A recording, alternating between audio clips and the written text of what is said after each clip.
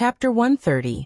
Most people will never know what it feels like to breathe on an iceberg more than 2,000 meters above sea level. The air is thin and it is difficult to breathe. You can breathe on your hands, and the back of your hands will be covered with a thin layer of ice in the blink of an eye. Although there are traces of summer, the 4 seasons of the year are not clear in the Arctic. At least on this frozen mountain, there is no feeling of summer at all. There is a gurgling sound of water. Lin Luoran stomps her feet, and thinks that at least the ice will melt into a river in summer. This is the difference between summer and winter in the Arctic. In the summer, there would be moss growing on the tundra, which was why sheep and deer could survive on this piece of land. However, on this iceberg, it was a pure white world, without even a trace of a mouse. Hearing the sound of water, Lin Luoran follows the sound. In summer, the temperature rises and the ice and snow melts. Small streams of snow water slowly converge into an ice river. This is the river Lin Luoran finds. The river was so clear that one could see the bottom. At the bottom of the river, there were pebbles that had been washed clean by the water. They lay there quietly. The sunlight shone on the river, making the pebbles at the bottom of the river look lively and cute. Lin Luoran walks along the river. There is soft moss on the ground, which is said to be the favorite food of Arctic deer. It is soft and dry, very comfortable for people to step on. The more she walks, the more peaceful she becomes. The beautiful river flowing in the iceberg. If she has a camera, she will definitely take a picture of it. When Lin Luoran is sighing, she sees a flash of silver light in the river. It passes through the river under her feet in the blink of an eye. Hey, is there a fish in such cold water? With Lin Luoran's eyesight, she just sees its long body flashing by. She really can't see what it looks like. It is so fast. Lin Luoran is interested and runs after it. The little fish jumps in the river as fast as lightning. Lin Luoran speeds up her body to the limit, but she can only see the fish jumping occasionally. Lin Luoran keeps chasing after it. She goes deeper and deeper into the iceberg. Gradually, she comes to a valley. Lin Luoran is surprised by the different temperature and stops. She could not remember how long she had been walking. It seemed that she had climbed over the iceberg and arrived at a slightly shorter peak next to it. This was an ice valley in the col of the mountain. The water of the glacier all converged into the lake in the valley, and there were no other gaps. The strange fish should be hiding in the lake, right? Lin Luoran feels that it is very cold here. It is reasonable. Generally speaking, the temperature should be lower in the high altitude than in the low place. However, the snow on the high mountain has melted. Why is there still a thick layer of ice on the lake? At first, Lin Luoran thinks that it is because the air in the valley is blocked and the cold is stagnant. However, when she gets closer to the lake, she finds that the cold comes from the lake. It is not particularly cold in other places of the valley. It is a bit strange. Lin Luoran wanders around the lake. This lake is a bit strange. What is different? The ice is thick, so Lin Luoran is safe to step on it. She takes a few steps to the lake, and finds that there is light smoke in the center of the lake. A figure as long as a chopstick jumps out of the lake about 3 feet high. It is the fast strange fish. Lin Luoran is so happy that she forgets that there is light smoke in the center of the lake. She jumps up and runs to the lake. In the air, she sees that the center of the lake is not frozen. A stream of hot air blows on her face. As soon as Lin Luoran's toes touch the ice, she hears a crisp sound. It turns out that the ice in the center of the lake is thinner than other places. The hot air blows on her face. It turns out that the water in the center of the lake is hot. Lin Luoran accidentally steps on the ice. It is not a big deal for her. She can jump up easily. However, at this time, the strange fish jumps out of the water and bites Lin Luoran's fingers. The fish's teeth are sharp and it even bites 2 small holes on her fingertips. Lin Luoran is so angry that she feels that half of her body is numb. As soon as she jumps up from the broken ice, half of her body is suddenly numb. She has no strength and falls into the lake. The fish that bit her is gone. Lin Luoran doesn't know whether to laugh or cry in the water. She used to say that it is rare to have a hot spring at the North Pole. Isn't the water in the center of the lake hot? Of course, if she is not numb and powerless now, she will really enjoy it. Lin Luoran's body is weak. She manages to hold up a water dome, and then she sinks into the lake. Lin Luoran doesn't know what kind of strange fish it is. With one bite, Lin Luoran, who is barely a cultivator, feels numb all over. She has just held up a water dome to protect herself, but now she can't even cast a spell. She sinks to the bottom of the lake like a stone. Lin Luoran secretly curses the silverfish for several times. She tries her best to keep her eyes open and watch herself sink deeper and deeper. Through the water shield, she can feel that the temperature is getting higher and higher. At first, the hot spring is about to boil. Lin Luoran feels that her eyelids are so heavy that she can't keep them open. She closes her eyes unconsciously. The best thought is that the water is getting hotter and hotter. Will she end up like the fish soup that she ate when she first came to the shore? Lin Luoran dreams that she is lying on a rocking chair in the backyard of the Lin's house. She is drowsy and little Luodong runs to her with a smile. He bumps into her arms. Lin Luoran shivers and then she wakes up.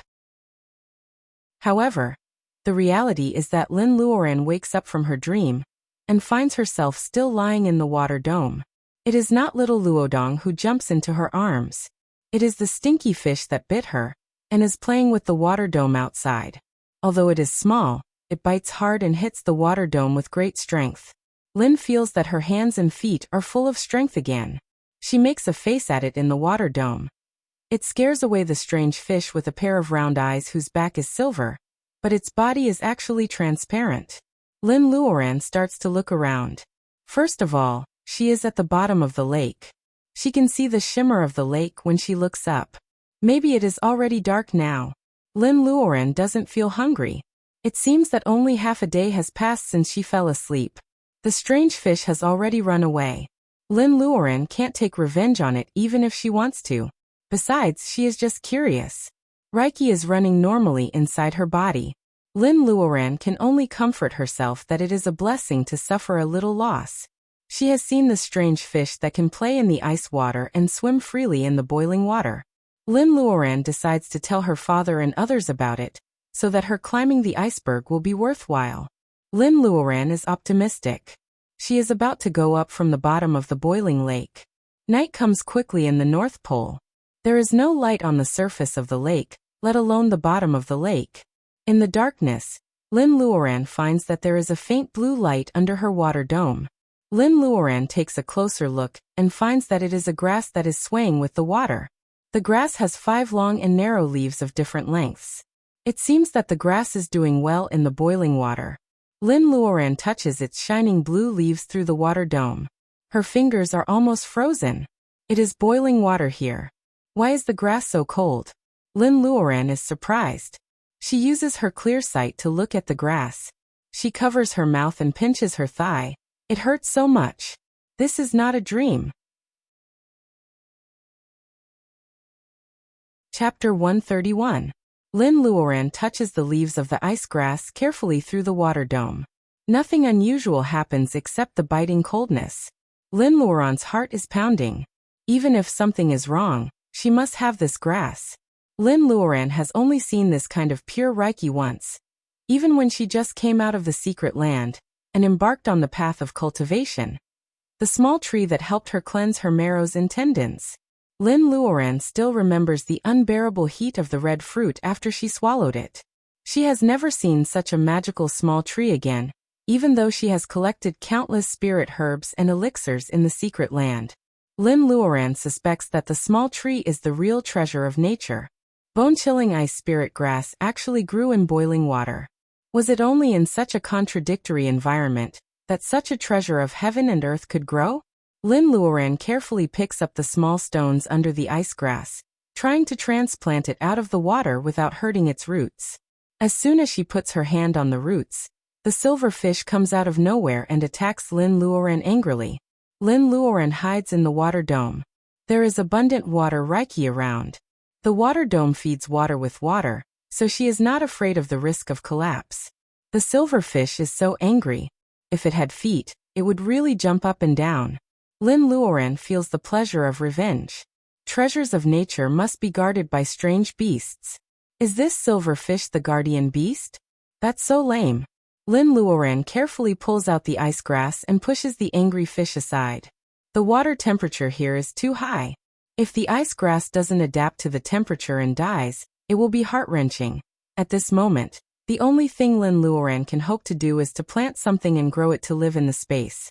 She flashed into the space with the ice grass, and picked up a few small stones that were originally at the root of the ice grass. There is only water in the small pond in the space. Lin Luoran plants the ice grass beside the shallow pond and circles its roots with small stones. The leaves are still beautiful. It seems that when in Rome, do as the Romans do? She heaved a sigh of relief.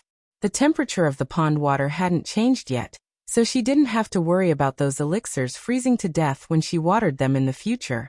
However, this ice grass was really strange. It seemed that the only thing that was cold was itself. It was the same in the boiling water, and it was the same in the spirit pool. Lin Luoran puts her hand into the pond to feel the temperature. The abundant water Reiki refreshes the spirit herbs in the space. Lin Luoran can't help but recall the feeling of swimming in the sea and blending in with the water. Different from the naughtiness of fire Reiki, water Reiki is still the mildest kind of Reiki on the earth where the temperament of Reiki has changed. No matter how eccentric it was, at most it would freeze anyone who dared to touch it. Normally, it was gentle and harmless. It doesn't have a small tail. Unlike fire Reiki molecules that run around like Halley's Comet, it is like a quiet raindrop, gentle and elegant. Even when it moves, it is beautiful. Lin Luoran's thoughts wander like water. It turns out that she has gained more than she imagined during this period of drifting on the sea. She swam with fishes, turned ice into water, dug a hole in the snow for the night, walked in a snowstorm, and climbed an iceberg more than 2,000 meters above sea level with her bare hands. These experiences were all different, but they all led to the same goal. She has never understood the nature of water as much as she does at this moment. Ice is water, frost is water. Water is ever-changing, but it is always the same. Lin Luoran is actually by the spring in the space. She forgot that she is still at the bottom of the lake, and unconsciously meditated. She is so meditated that she can't wake up even if there is thunder. However, the bead is still at the bottom of the lake.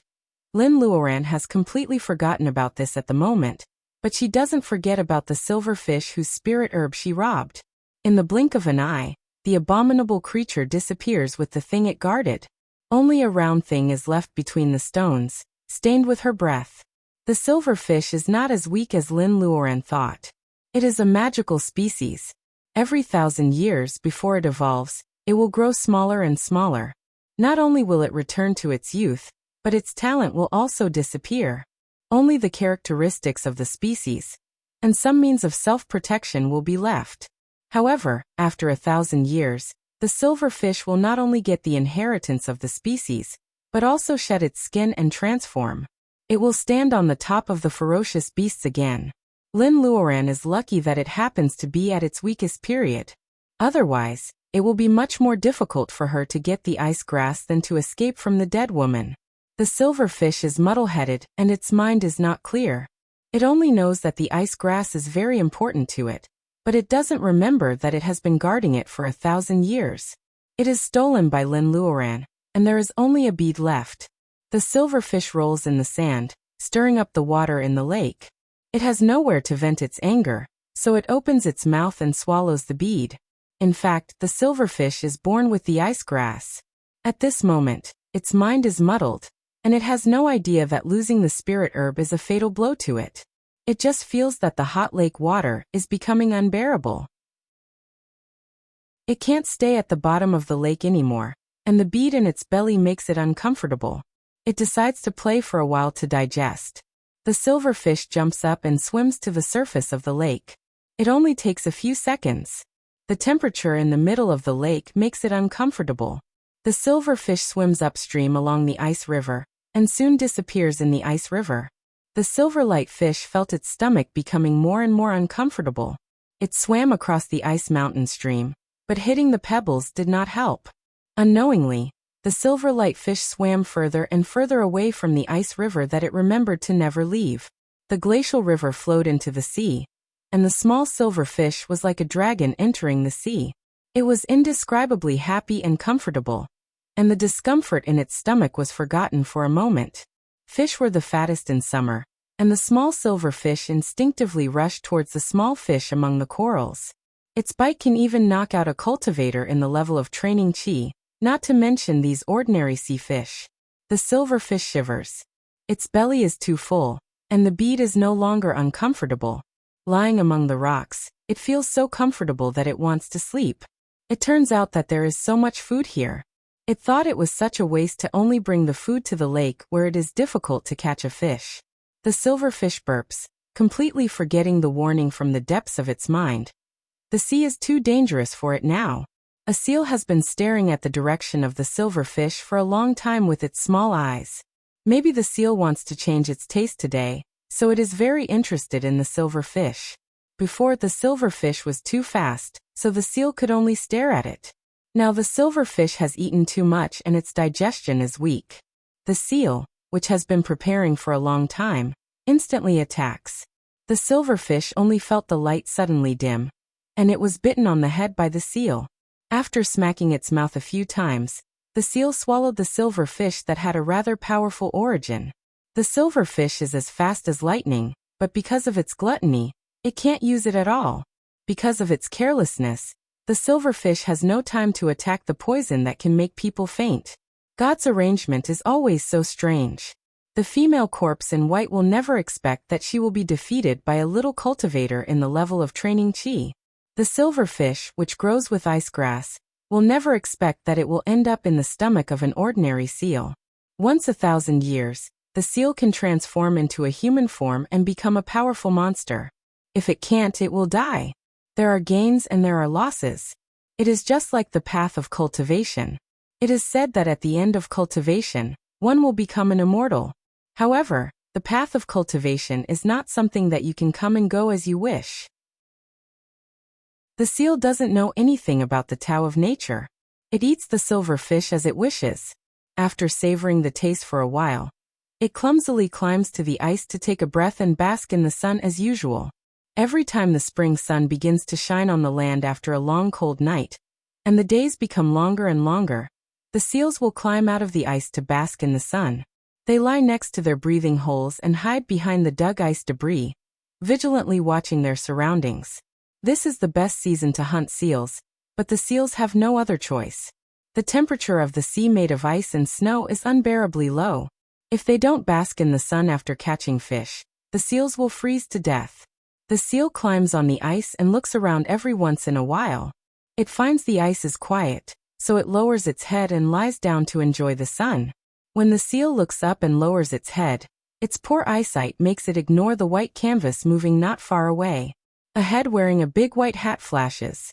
Seeing the movement of the seal, the head stays still and continues to lurk. The white canvas looks like a pile of ice and snow from afar, but it moves slowly when the seal is not paying attention. The Eskimos, the people living in the coldest area of the earth, always know how to hunt and kill a seal basking in the sun on the ice. The seal falls asleep with the sacred bead lying quietly in its stomach. The white canvas moves again. Chapter 132. On a sled pulled by dogs, an excellent Eskimo hunter controls the direction and moves freely on the snowy ground. On the sled, there is not only a bearded hunter with a white fur hat, but also a dead seal. Several fish of different sizes are strung on the fishing line, swaying as the sled moves forward. After climbing over a few snowy hills, the hunter sees an ice house. He pulls the reins, and the sled slides on the ground for a few meters before it finally stops. The hunter wears thick gloves. He rubs the ice off his beard and drags the seal down from the sled. An adult seal can weigh up to 180 kilograms, and this half-grown seal weighs more than 100 kilograms. Without the help of the sled, even if the hunter succeeds in killing it, it would be difficult for him to bring the prey back from the ice and snow. The hunter lifts the thick blanket of the ice house, and a 10-year-old Eskimo girl stands up. "Dad, did you catch a seal today?" The hunter puts down the seal. Seeing his daughter's happy face, he can't help but rub her hair. The winter of food shortage is over, and his daughter will not starve. How can he not be happy? Tess runs out to hug the dog pulling the sled, and comes back with the string of fish.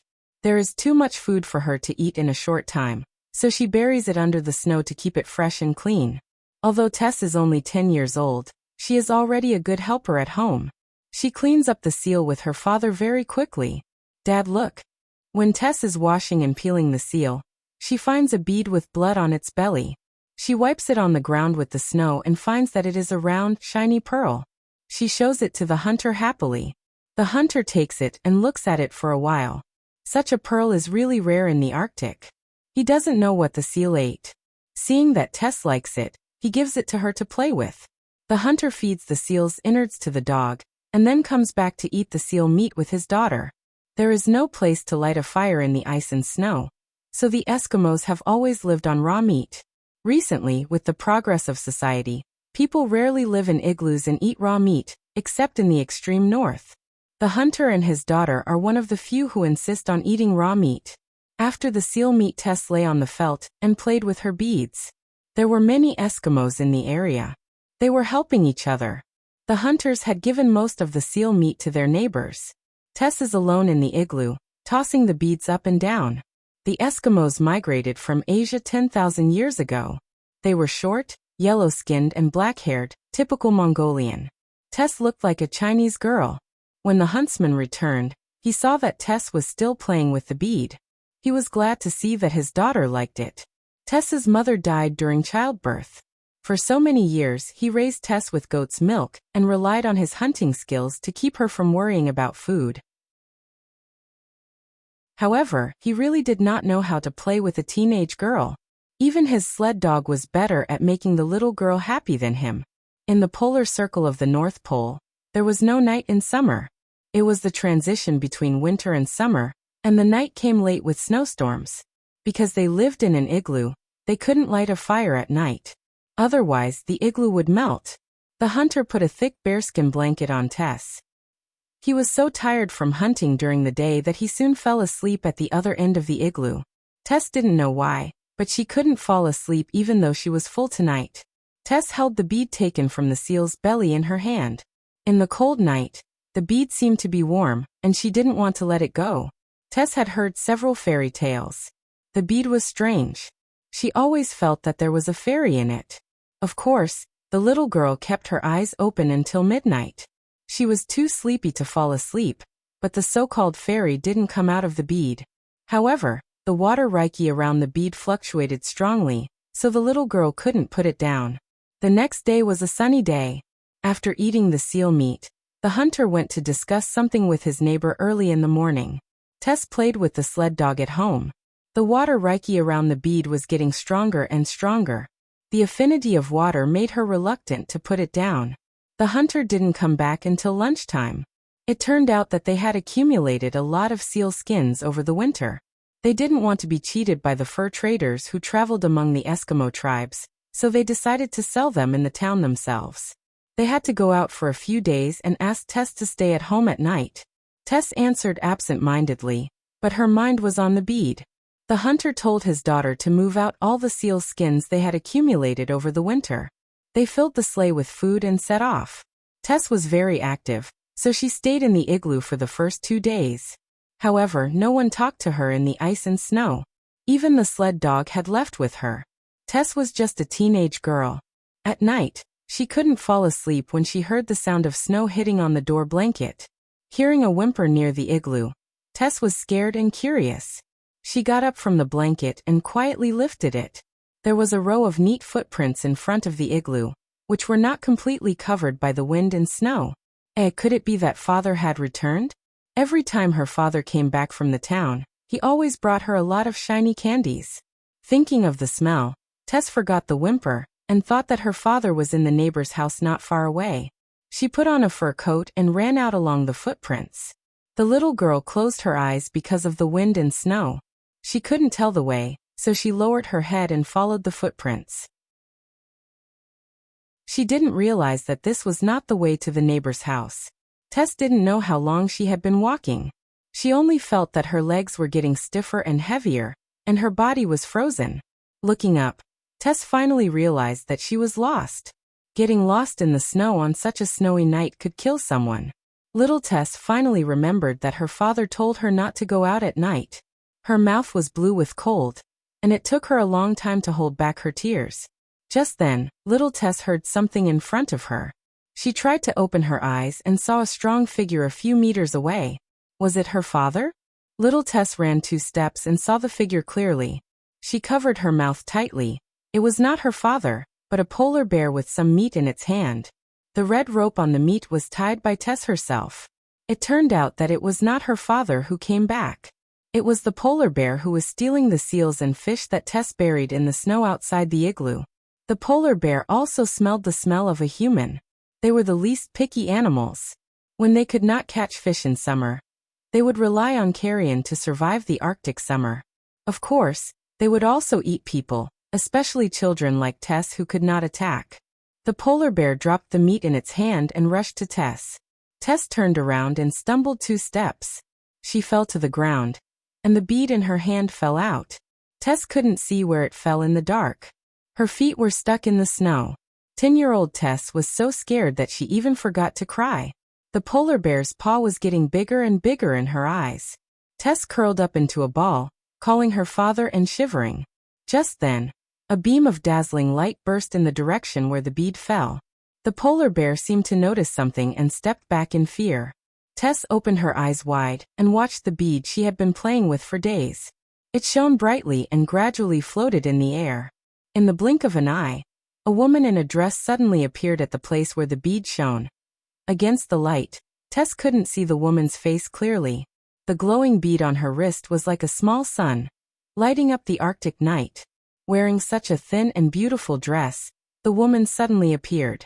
Was she a fairy who came to save her? 10-year-old Tess stared at the fairy who was walking towards her, and tears of fear rolled down her cheeks in hindsight. Chapter 133. Fairy, are you here to save Tess? In the dark of the snowland, Tess's eyes have just been washed by tears. They are as clean as crystals. She raises her little face and asks Lin Luoran, who is walking over. Lin Luoran has just woken up from the tranquility and is ejected from the space. She is still thinking about the strange action of the space when she finds herself in the snow. Except for the light from the bead, there is nothing else but darkness. A few steps away from her, there is a frightened polar bear and a little girl who is crying and shouting something in a language she doesn't understand. Lin Luoran certainly can't understand the language of the Eskimos, or she will be a fairy. However, Lin Luoran can understand the fear and hope in the little girl's eyes. Thinking of the polar bear which seems to be scared away by her breath, Lin Luoran has a general idea of what happened before. Lin Luoran secretly sighs. She wants to step forward to comfort the little girl, but before she moves, she activates the water Reiki everywhere on the Iceland. Reiki of the 5 elements fill every corner of the world. Only cultivators with the Taoist root can feel them. Ordinary people can't even find a stepping stone in a treasure house. Why is it said that cultivators with single Taoist root are geniuses in cultivation? In fact, each cultivator's sensitivity to the Reiki of the world can be regarded as 10 points. Cultivators with single Taoist root will naturally have a sensitivity of 10, but cultivators with double Taoist root will have a different ratio. If they are lucky and have a ratio of 1, 9 cultivators with single Taoist root will only be slightly weaker than cultivators with single Taoist root. In this way, cultivators with 3 Taoist root will be much weaker than cultivators with 4 Taoist root, not to mention cultivators with 4 Taoist root. As for cultivators with 5 Taoist root, they are basically useless. Maybe some people say that diligence makes up for stupidity. Even if cultivators with weak sensitivity choose to cultivate with a higher ratio of Taoist root, their Taoist root may not be weaker than cultivators with single or double Taoist root. However, the path of cultivation was originally against the natural order. If it were so easy, the cultivation world would not use the Taoist foundation to determine a person's future, and use the Taoist foundation to determine a person's importance and status in a sect. If you had 70% water element, 10% wood element, 10% earth element, and 10% metal element, and you wanted to stand out by relying on the water element and give up the cultivation of the other 3 elements, it would only cause the spiritual qi in your body to become chaotic, and you would destroy your own cultivation. In other words, when a cultivator with multiple natures breathed and cultivated, The proportion of Reiki he refined must be in line with the proportion of his Taoist root. This meticulous and thankless work not only had many requirements on the place of cultivation, but it was also several times more difficult to cultivate than the geniuses with single or double natures. The lifespan of a cultivator in each realm was fixed. Except for those who had great luck, those with less than double natures would be burdened by their own bodies. With the same cultivation, they would have to cultivate longer, and they would have to worry about the balance of the natures of their Taoist root from time to time. How could they compete with the geniuses who had a smooth journey? Lin Luoran doesn't know anything about the common sense of the world of cultivation. She can feel it whenever she wants. Because of her peaceful state of mind, she often goes into tranquility.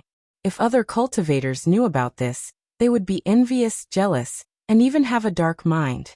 For example, she has just woken up from tranquility a moment ago, so her perception of water has never been so clear. She can even affect the water Reiki on the ice field when she moves. This is a special case where her perception of the water Reiki is strengthened to the extreme. Lin Luoran doesn't know about the balance of natures when absorbing Reiki. Except for the fire Reiki in her body, she has never had any problems. No one has ever told her about this, so it is impossible for her to know. Water Reiki swarms in. The bead is so happy that it tries its best to absorb it. Half of the Reiki is absorbed by the newly planted grass in the spring. The other 20% is given to the plants in the space, and the remaining 30% is transformed by the bead into peaceful water Reiki and sent to Lin's body. Water Reiki flows up along Lin Luoran's right hand, nourishing her meridians, bones, and muscles. As the water Reiki keeps pouring in, Lin Luoran calms down. She recalls the feeling when she was meditating. Her mind is clear. At this moment, she is water, she is ice, and she is the snowflakes falling from the sky. There seems to be a slight sound of something clicking. Lin Luoran finally opens the door of water Reiki in the 5 elements at the right moment. Although the Earth's Reiki is thin, Reiki within 100 miles swarm in. Even if the bead collects the service fee, Lin Luoran can still get unimaginable benefits. The chaotic Reiki in Lin Luoran's body is full of water Reiki. The moment she transforms into water, the chaotic Reiki in Lin Luoran's body seems to be summoned. A stream of blue Reiki separates from the chaotic Reiki. After the fire Reiki becomes independent, the water Reiki in Lin Luoran's body also has its own meridians. Lin Luoran is so focused on checking her body that she doesn't notice that as soon as the water Reiki in her body is generated, the ice grass in the space grows 2 more leaves because it has absorbed the effect of the spring and the water Reiki. Lin Luoran can also see a small bulge in the center of the leaf. Is it a bud? After the water Reiki in Lin Luoran's body is transferred to her own meridians, a blue light suddenly flashes above the cabin. It is so fast that Lin Luoran can't find it even though she is in the space. Only the fire phoenix, which she has never seen before, makes a happy cry, as if it is welcoming its new partner. Lin Luoran's personal ability is changing quietly under the continuous input of water Reiki. It seems that it is not bad. When she opens her eyes again, she feels that her eyelashes are heavy and stiff. Everything in front of her is white. She is not too hungry. It seems that she has just cultivated for one night.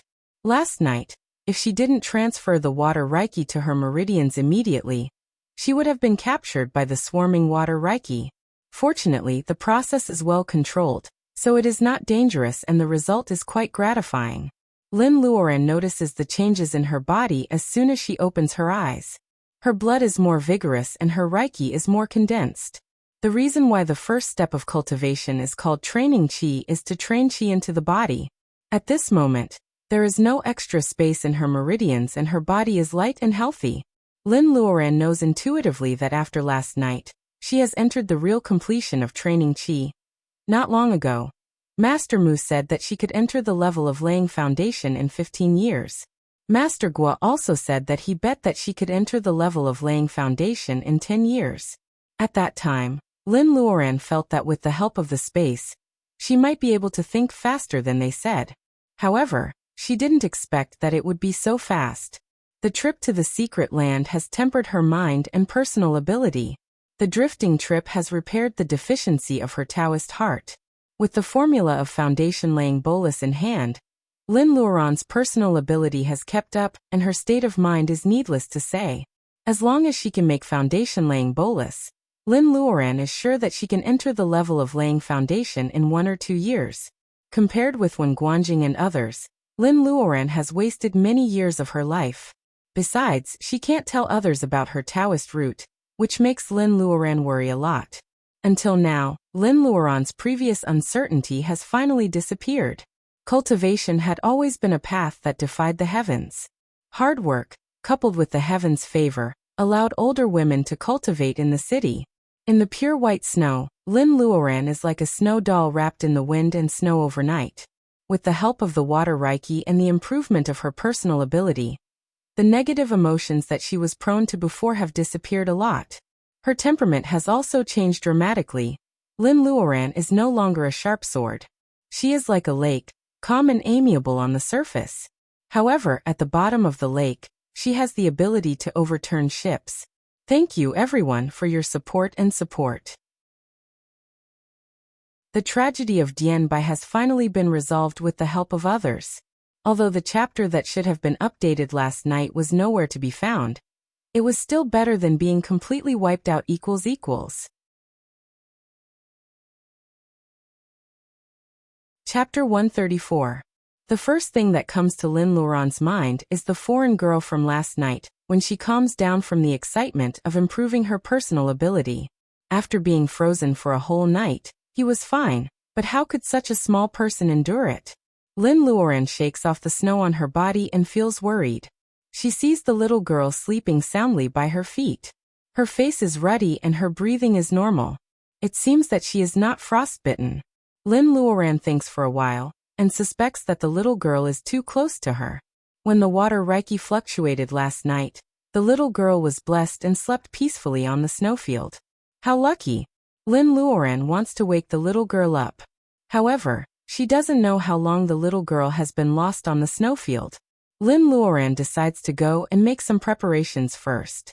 She was merciless when she killed her enemies, but because of her personality, she could not leave an innocent person to die. If she left such a young child alone on the snowfield, it would be no different from killing her with her own hands. Lin Luoran quickly climbs over the snow hill and disappears in the ice and snow. Tess feels that she has a very good sleep. She had a very interesting dream. She dreamed that she was lost in the middle of the night and met a fierce polar bear that was stealing the meat of her seal. Just as the polar bear was about to pounce on her, a fairy in a dress came out of the pearl that she had loved so much for the past few days. She easily scared the bear away and came to protect her. Thinking of this, Tess smiles even when she is half asleep. Her eyelashes flutter and she opens her eyes. Today is another sunny day. Father will be back soon, right? If she tells her friends in the tribe about her dream last night, will they believe it? Tess thinks of the children who often laugh at her for not having a mother. She thinks angrily that she will not tell them such a funny dream. But that fairy looks so beautiful. In the bitter cold of the Arctic, people have to wear thick clothes all year round. Tess has never seen any woman in the tribe wearing a dress. However, she knows what beauty is. Her father accidentally brings back a thick album from the small town. There are many women in the album called stars by her father. They have delicate skin and wear all kinds of dresses that expose their breasts and legs. Tess always wonders if they are not cold. But at the same time, in her eyes, those women in skirts were really beautiful. But none of them are as beautiful as my guardian fairy. Little Tess clenches her fists to dispel the sadness of not daring to look at the fairy's face in her dream last night. However, she finds that the bead in her hand is gone. Tess looks for it in a panic, only to find that it is not felt but cold snow under her body. He had actually slept in the snow last night. Was everything that happened last night real? Was it not a dream? Tess stands up and looks around. Not far away, there is a half-buried seal meat on the snow. This is not her igloo either. But she doesn't see the fairy in the snowy hills. Tess sat down, hugging her knees, and buried her head in them. Although she is precocious, she is only 10 years old after all. Thinking that she escaped from the polar bear last night, Tess is more afraid than happy. Her father has gone to the town. No one in the tribe will find out that she is missing. When her father comes back and brings people to find her, will she be like little Stone who went missing last year because of playing? When they find her, only half of her body is left. Thinking of how ugly she will become, Tess feels nauseous and almost vomits. Because of too many thoughts, the little girl doesn't want to eat the delicious seal meat. She is cold and hungry and she cries. She is wiping her tears when she suddenly smells something very fragrant. Little Tess couldn't help but raise her head. A figure in a long dress is walking towards her from the snow-covered hill. She is walking elegantly and nobly. The fragrance that Tess smelled comes from the stone pot in her hand. In this ordinary morning in the Arctic, this scene is deliberately imprinted in Tess's mind. If Tess had more words, she would know that the woman walking towards her is calm and indifferent, as if she is not walking in the cold Arctic, but in a courtyard in the south of the Yangtze River. Her skin is so white, as clear and transparent as the melting snow on the glacier in summer. Her hair is so black, and it looks like the glossy fur of a seal against the white background. Her dress is wrapped from her neck to her toes. Although her breasts and legs are not exposed, Tess feels that she is more beautiful than all the stars in the album combined. More importantly, she is Lynn's guardian fairy. Because of the language barrier, Lynn just smiles and puts the stone pot in front of the little girl who has woken up, telling her to eat. After waiting for a while, Lynn Luoren looks at the stone pot in astonishment. The fish soup is milky white, with some tomatoes from her space and some green onions. The color and aroma of the soup are perfect. Why doesn't she eat it? Lynn Luoren doesn't know what to say. Lynn pushes the stone pot to little Tess. In fact, Tess is still immersed in the fact that the fairy is here all the time. She has no idea that she can eat the fish soup that smells so good. The Eskimos ate raw food because there was no place to start a fire in the cold Arctic. However, just like the Wuxia people occasionally ate sashimi and salads, they would not reject cooked food if they had a choice. Tess drinks up half of the pot of fish soup. If Lynn Luoren doesn't doubt that the little girl hasn't eaten for days, Tess would even lick the bottom of the pot. Lynn Luoren tries to touch the little girl's head, trying to give her some comfort. This kind gesture doesn't need to be explained in words. There is no boundary. Little Tess's eyes turn red and she almost cries again. Seeing that Tess can understand, Lynn Luoren is overjoyed. She asks Tess for information about her family with gestures. Tess is puzzled for a long time. She can only draw an ice house with a dome. She can't tell which direction it is and what the features around it are. In fact, Tess is not to be blamed. The traditional Eskimos migrate with the seasons. Tess has been changing houses every year since she was a child. How can she remember the snowy land and the ice field? Lynn Luoren sighs and holds her up. Tess feels that the fairy smells nice. She assumes that this is the smell of fairies. She buries her little head in Lynn Luoren's arms unconsciously, as if she wants to remember this smell forever. The fairy in Lynn Luoren's eyes frowns. It seems that the completion of the level of training Qi is not good enough. Lynn Luoren sighs. What she needs most right now is not a brilliant spell or a powerful sword spell, but an ordinary GPS system. Lynn Luoren soon puts these worries aside. At most, she will stay in the Arctic for 2 more days until she finds the little girl's family. Then she will go home.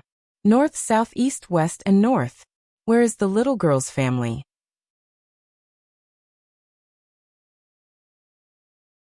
Chapter 135.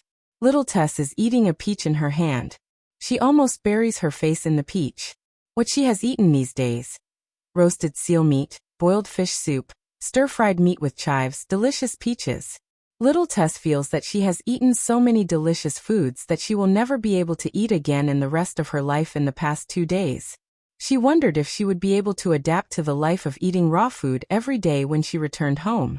The more time she spends with Tess, the more Tess believes that she has met a fairy. If she is not a fairy, how can she not be afraid of the cold? How can she make a fire without fuel? How can she make all kinds of food that Tess has never seen? Tess puts a peach in her hat and plans to take it back to her father secretly. Lynn Luoren notices what Tess is doing, but she is not in the mood to care. She has been walking in the wrong direction these days. She has been looking around for a while, but she doesn't see anyone. Actually, if she thinks about it carefully, How can a little girl travel on the ice land alone? Her home should be nearby. Lin Luoran's previous search area is too large, which is self-defeating. Lin Luoran walks back to the place where she met Tess for the first time. The wind and snow have covered up the traces, but they have been together for 2 days. Tess is really smart and sensible. She knows that the fairy may not understand her language, so she picks up the mosses on the ice land and repeats a word to herself. Lin Luoran learns the word and knows the meaning of the word. It may be a plant like mosses, which refers to the little girl's name. Tess is smart. Every time Lin Luoran makes food, she will fight to wash the fish and meat. Her hands are red from the cold, but she smiles brightly. Lin Luoran and Tess have a good time these days. If Tess has no family, Lin Luoran can take her home to accompany Luodong. Lin Luoran listens to the sound not far away. She feels that she is like a strange aunt who kidnaps and sells children. However, little Tess has a family. Lin Luoran is a little upset about this, but soon she feels happy for Tess. Lin Luoran thinks that it is fate for them to meet in the ice land and spend 2 days together. She casts a spell with her right hand, and a mass of pure water, Reiki, goes into little Tess's head. Will little Tess become smarter with the nourishment of Reiki? Perhaps he could only wait for the test of time, but there was no harm in doing so. In a hurry, Lin Luoran looks all over her body but finds no souvenirs. She bought several ancient jade plates from Panjiayuan in order to study the protective jade plates. Later, she copied the magic circles on the jade plates.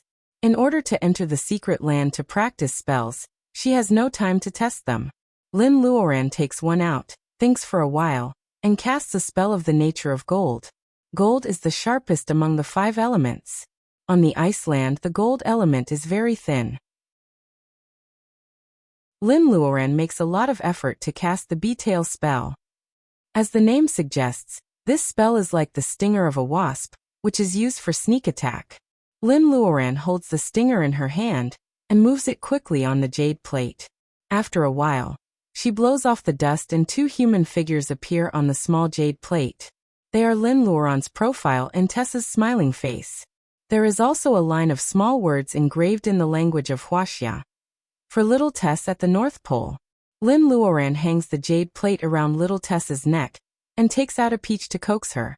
Lin Luoran touches little Tess's head and says slowly word by word in the language of Wuxia, Lin Luoran.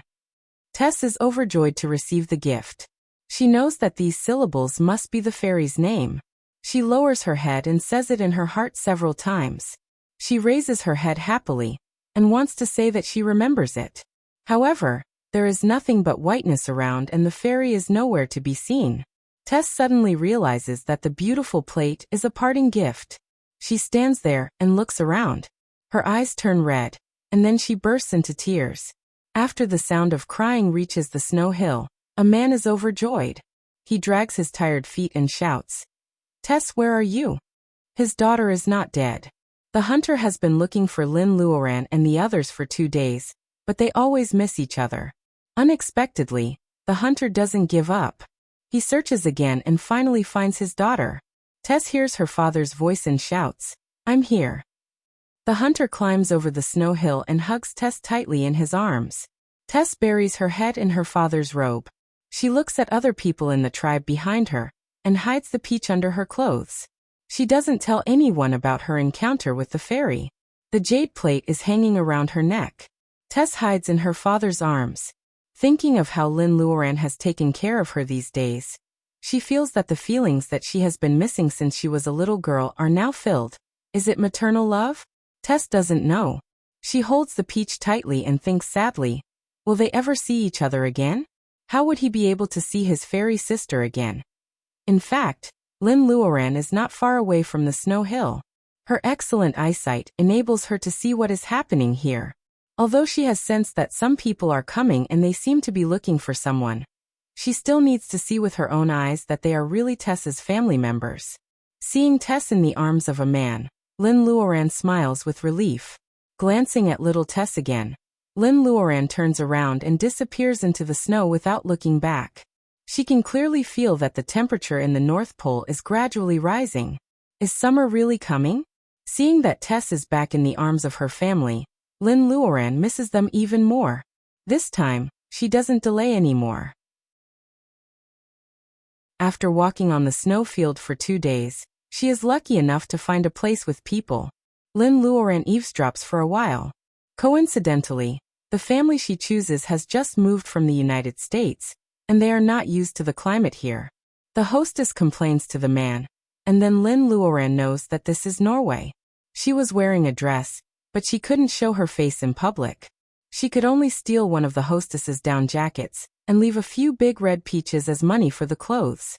She came and went quietly, and no one knew when she left. Lin Luoran smiles when she sees the down jacket, which is obviously 2 circles too big. She follows the bus of the town and goes to the nearby city. Then she exchanges some US dollars and buys suitable clothes and shoes. She also buys a cap with a large brim and a pair of sunglasses which can cover half of her face. Lin Luoran is very satisfied with her dress. She is not trying to be cool. It is just that she went to Hawaii in a normal way. Her passport doesn't say that she will come to Norway. If she goes back on her sword, she may be photographed by a tourist on a plane tomorrow. Lin Luoran doesn't want to be on the world page. There are also rules between the world of cultivation and the ordinary world. It is the exchange condition for the government to support cultivators not to expose her identity and cause trouble to the government. Lin Luoran wanders around the city. She goes wherever it is said to be dark. It takes her 2 days to find the local gangsters in every city and ask them to make a fake passport. These people who dare to make fake passports are all dirty. Seeing that Lin Luoran is alone and half of her face is so beautiful, they are very dishonest. They ask Lin Luoran to act like Popeye and break the steel bar of a baby's arm with her bare hands. These local gangsters are so scared that they don't dare to be presumptuous anymore. That night, they send the things to the hotel where Lin Luoran lives. They don't even want to pay the other half of the money. They give the leather bag to the front desk of the hotel and run away tremblingly. Lin Luoran takes the fake passport and looks it up and down. It is no different from her real one. It is true that money talks. On some occasions, it is not an exaggeration to say that it is true. After successfully booking a ticket back home, Lin Luoran pats her head. Why didn't she contact home first? She has been delayed for so long. Her family must be worried about her. Well, anyway, it is only 2 days. It is good to surprise Mr. and Mrs. Lin. Of course, it is impossible to go back empty-handed. Speaking of Norway's specialties, Wuxia has always loved salmon. If she doesn't bring more back, she will feel sorry for coming here. As for the local goat cheese, it is said that even the French, who are proud of cheese, love it. Of course, Wuxia will buy more. Anyway, there is still a lot of space in the space. She will make the best use of this natural fresh-keeping cabinet. It has been 2 days when Lin Luoran gets off the plane to Rong City after many twists and turns. Sure enough, it is early summer. The girls in our city who have been wrapped up for a whole winter have begun to put on this year's new high-heeled shoes and skirts. Such beautiful scenery can be seen everywhere outside the airport. Lin Luoran takes a breath of the air of her hometown. Although it is not as fresh as the unpolluted air in the North Pole. As the saying goes, the moon is the light of home. She finds a taxi and goes straight to the foot of Mount Qingcheng. I have to go to the class reunion these 2 days. I don't update much, so I try to make up for it.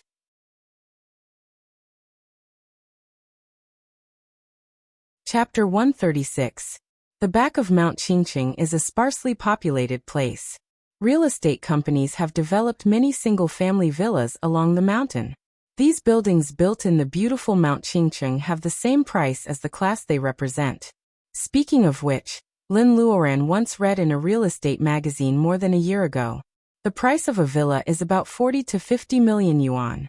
Although the people are getting richer and richer, most of the wealth of a rich man is in real estate. Few people are willing to spend 40 to 50 million yuan to buy a holiday villa. Therefore, Lin Luoran read in a magazine that most of the villas here are for rent. Even so, the high rent is daunting for Lin Luoran, who is not even a white-collar worker. Where is she now if she is not cultivating? Lin Luoran gets out of the taxi and stares at the entrance of the villa group in a daze. A year ago, she would never have imagined that one day, she would own such a house.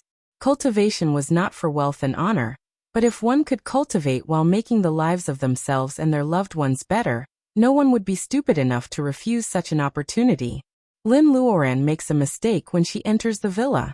The guard has never seen the owner of the villa in a taxi. If Lin Luoran is not beautiful, he might not even pay attention to her. Fortunately, this villa is under Lin Luoran's name. She shows her ID card and gets in smoothly. The villa is surrounded by mountain roads. The place where Mr. and Mrs. Lin live is at the innermost corner. There is a blue stone pier outside the single-family villa. In front of the door, there is a big lake which separates it from other villas. With some natural barriers, it is very private. It is nearly 10 o'clock in the evening, but there is no light in the villa. Are they all asleep? Baojia is not a person who goes to bed so early. Lin Luoran feels strange. Seeing that the door is unlocked, she sneaks in. There is no sound of breathing in the house. It is not that the villa is asleep, but that no one is inside. Where are Mr. and Mrs. Lin, Baojia and Luodong? Lin Luoran first suspects that they have returned to their home in our city, but she denies it immediately. Although the security work of the villa is good, it is not enough to let them go home without closing the door. Is something wrong? Lin Luoran feels uneasy at the thought of this. Even if there is only a slim possibility, Lin Luoran runs across the lawn in front of the villa and comes to the house. The door is not locked. Lin Luoran pushes the door open and checks the house quickly. Fortunately, everything in the house is in good order, and there is no trace of disorder. It seems that nothing happened at home. Mr. Lin and the others should be safe. Maybe Mr. Lin and the others went out for a walk? No matter how he looked at it, he felt that this was more likely. Lin Luoran breathes a sigh of relief and starts to look around the villa. As the nominal owner, it is the first time for her to see her second property. Different from the Lin mansion in Chengdu, this villa was pure European style. There was a total of 3 floors. Because it was hidden in the gaps between the towering trees, the third floor had a large floor-to-ceiling glass window. It was estimated that one could overlook the scenery of the mountain from upstairs. Also, because of the shade of the trees, it was cool even in the summer, so there was no need to be afraid of the scorching sun. The area of the house alone was 700 or 800 square meters, let alone 3 floors high. The space of the house was enough for Lin Luoran's 7 aunts and relatives to live here, not to mention Lin Luoran's family. The yard was surrounded by iron railings, and there was a huge open-air swimming pool inside. The rest of the yard was paved with grass, and there was a circle of roses in the corner, which were in full bloom in the past 2 days. There was also a swing under the vines. At first glance, it looked no different from an ordinary villa, but the details were exquisite and different. Wait, what is that round thing in the corner? Lin Luoran looked carefully and couldn't help but laugh. The cowpea vines and eggplants on the bamboo rack were just right. The round purple eggplants and the long cowpeas were not shy at all in this European-style mansion. This must be the masterpiece of Mrs. Lin. Mr. Lin was passionate about cooking, and he didn't worry about where the ingredients came from at all. Lin Luoran was thinking whether she should give some seeds optimized by the space to Mrs. Lin. Suddenly, she heard a girl's laughter, which was as clear as the crisp plums that would only be on the market in summer. Lin Luoran couldn't help but stand still and listen. The longer Lin Luoran listened, the wider the smile on her face became. In the end, she was so happy that she almost became a fool. Under the dim street light, Baojia reminded Mrs. Lin to be careful and slowed down to wait for Mr. Lin. In Baojia's arms, Luodong was asleep. Young Master N's vegetarian dishes are really good. Is he patient with Luodong? Baojia, do you think we should invite him back? It was Mrs. Lin who often went to the Taoist temple at the back of the mountain to freeload meals. She was impressed by young Master N's cooking, so she felt embarrassed after eating for a long time. The taste of those vegetables was not any worse than the vegetables Xiao Ran brought back in the past. They were both eggplants, but they were grown by themselves. No matter how they cooked it, it would not taste the same. Baojia was in a cold sweat. The young master and that Mrs. Lin mentioned was the eldest apprentice of the Qingqing school. That old Taoist loved him a lot. Every time N cooked, Baojia knew that N would be scolded. A cultivator who was obsessed with pots and pans all day long would definitely make his master angry.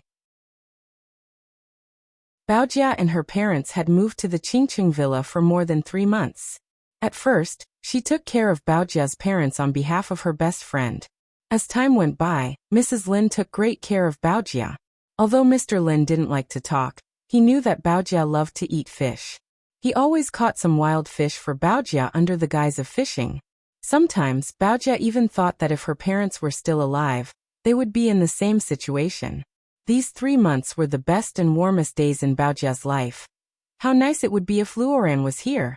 Thinking of the news from the capital that her best friend had been missing for more than 2 months, Baojia hides the worry in her eyes and smiles with her mother again. She hasn't told her parents the news yet. The excuse she gave was that her best friend was working for the country and couldn't contact the outside world. If Luoran still didn't come back, Baojia really didn't know how to make it up. Sure enough, as soon as Baojia thought of this, Mrs. Lin began to nag again. What's going on? There are so many people in the state of Wuxia. Why did Luoran have to do some damn task? She didn't even come back for the new year. Now it's almost summer, and she didn't even have a phone call. Mrs. Lin never stopped talking in front of her acquaintances. Now that her life is carefree, she is more cheerful. She is no longer the same as she was when she was in Li's village. She seemed to be born inferior because she didn't have the same surname. Mr. Lin is still the same. Hearing Mrs. Lin's complaints, he can't help retorting, no matter how capable she is still from the state of Wuxia. What's wrong with helping the country occasionally? You old lady, you talk too much.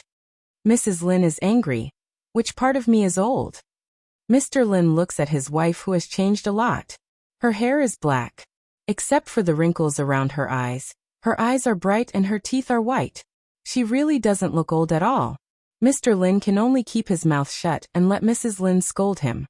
In fact, compared with Mrs. Lin, Mr. Lin has changed the most. Both of them have become younger. Mr. Lin not only looks like a man under 40, but his facial features stand out when he is young. He looks like an elegant and mature man. Mrs. Lin feels it unfair.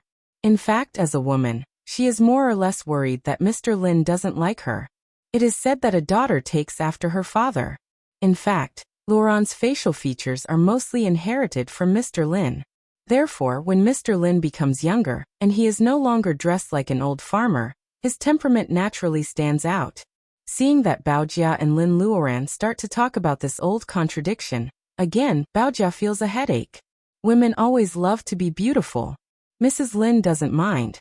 Unless Luoran's appearance is better than Mr. Lin's, there is nothing she can do.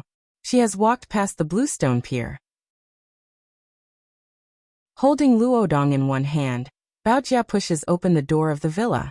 Under the light from outside the wall, there is a pretty figure standing there. Baojia takes a while to recognize the familiar face. Baojia almost cries.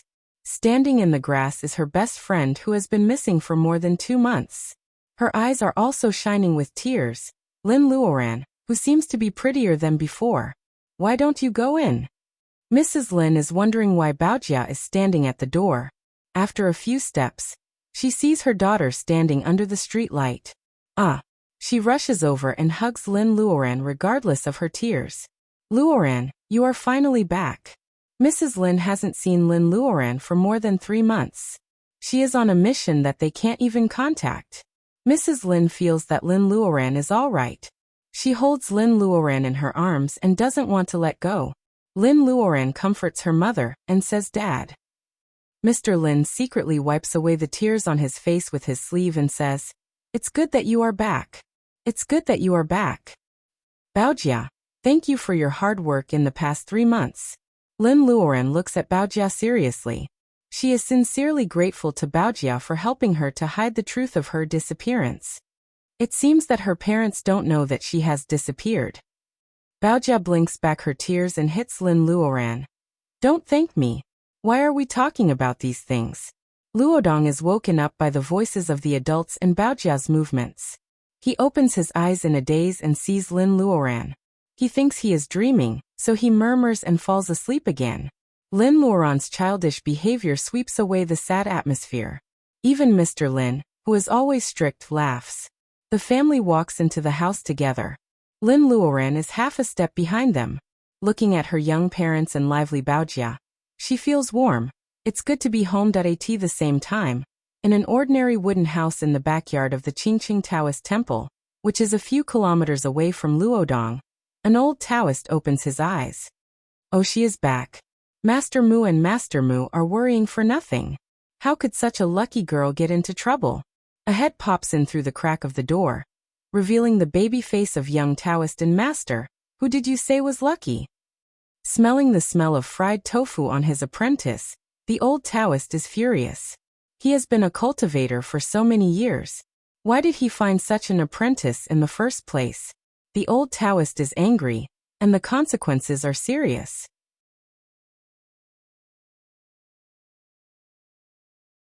Chapter 137. That night, it takes a long time for the lights in Lin's villa to go out. Lin Luoran tells Baojia about her experience in the Arctic. Not only is Baojia fascinated, even Mr. Lin, who is full of youth, is bold for once. He holds Mrs. Lin's hand under the table and promises that he will take Mrs. Lin to travel around in the future, so that her trip to this world will not be in vain.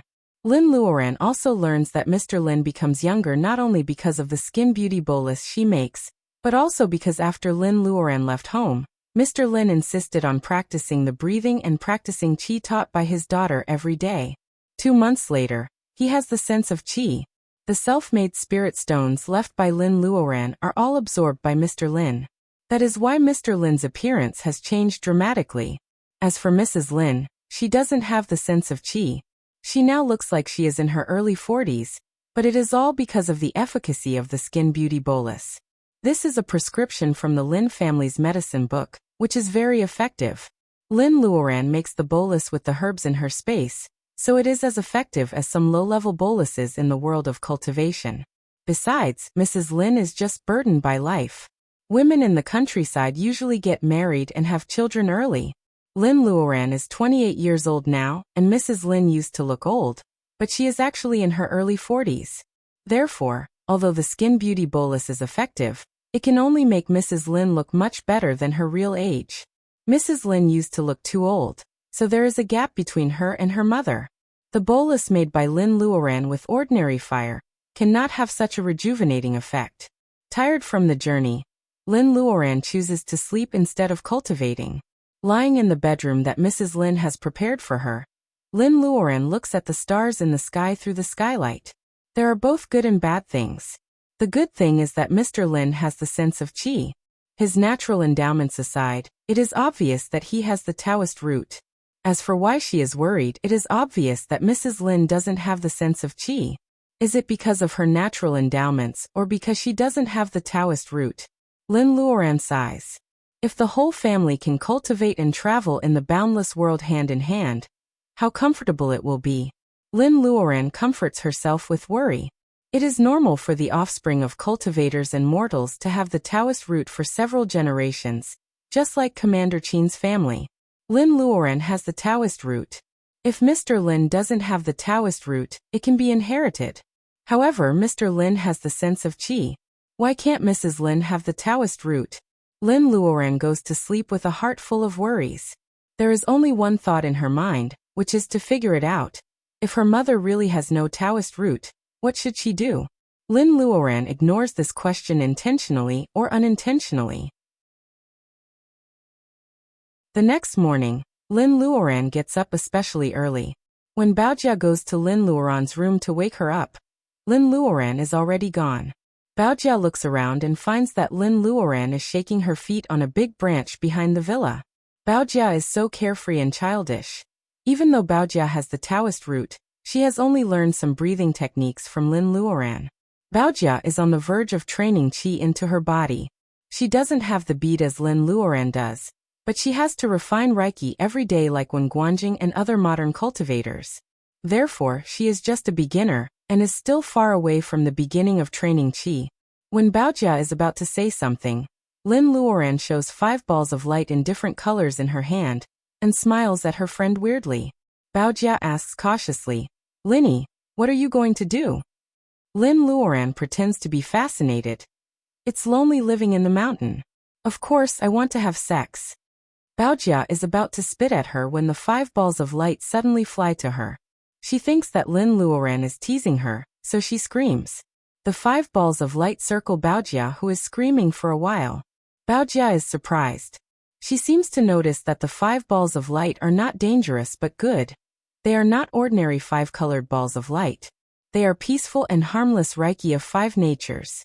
For Baojia, who has suffered enough from the bad temper of Reiki, the 5 balls of light are more attractive than a good car in front of her. Baojia doesn't care about the dirt on the ground. She sits down and starts to absorb the Reiki on the spot. Among the 5 natures of Reiki, the green one is absorbed into Baojia's body first, and then the blue one is also absorbed. The remaining 3 balls of Reiki dissipate without any wind. They slowly dissipate and disappear again. The natures of water and wood. Just like Commander Qin's grandmother, Baojia has inherited it from another generation. Lin Luoran doesn't disturb her friend. Instead, she jumps down from the treetop easily. Cultivators with the Taoist root usually have to be in the level of laying foundation to identify the nature of a person with the Taoist root. That's because ordinary cultivators can't possess all 5 elements. They can't borrow Reiki of other natures when they are in the level of training Qi. Only when they are in the level of laying foundation can they use the coexistence between the 5 elements to sense Reiki of other natures for a short time like Master Mu. Then they can really identify the nature of a person's Taoist root. However, this is not a limitation for Lin Luoran, because she can sense all the 5 natures. Should she identify the Taoist root for her parents? Lin Luoran thinks that her mother hasn't found the sense of Qi yet, and she is not ready to face the worst yet. Therefore, she decides to put this problem off for a while. Baojia finishes absorbing Reiki and rushes into the dining room after the breakfast prepared by Mrs. Lin. Luodong is expressing his dissatisfaction that Baojia didn't wake him up last night with angry eyes. Luodong rushes into the dining room and shouts, "Someone is bullying me just because he has a higher level of cultivation. Mrs. Lin, you have to help me." Lin Luoran doesn't hide and says slowly, "Bullying? I was going to give her a treasure when she enters the early stage of training Qi. That's why I helped her. Alas, my kindness is misunderstood. It seems that I can save my treasure." Lin Luoran deliberately stresses the word Baojia, which hits Baojia's weakness of curiosity. She asks suspiciously, "Are you serious? What treasure do you want to give me? Tell me and I'll let you go. Otherwise, humph." Lin Luoran shakes her head. "I can't tell you now. You have to work hard." "You." Baojia glares at Lin Luoran. She has to use her ultimate weapon now. When Baojia is about to tickle Lin Luoran, her mother knocks on their heads with chopsticks. "How old are the 2 of you? Hurry up and eat breakfast." Mrs. Lin, who has changed her appearance and temper recently, says what she wants. No one dares to talk back. Baojia has to eat her porridge obediently. Lin Luoran also tells Baojia that she has seeds to offer to Lin Luoran. Mrs. Lin's eyes light up. She is becoming more and more picky.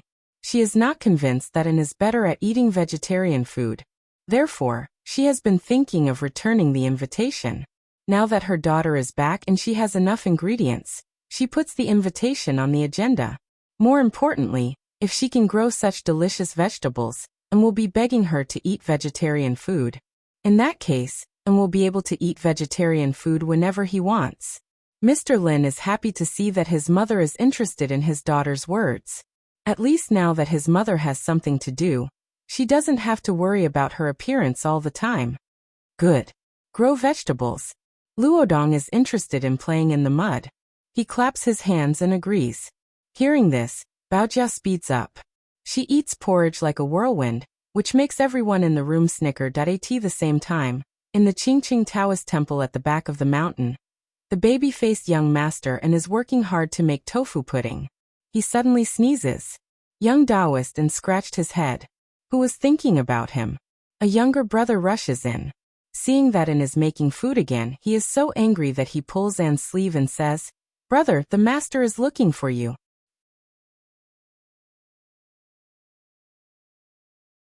Chapter 138. After breakfast, Lin Luoran takes out some seeds of the vegetables and fruits in her space and gives them to her mom. In fact, the yard of this European-style mansion is full of peppers and cowpeas, which affects the overall harmony.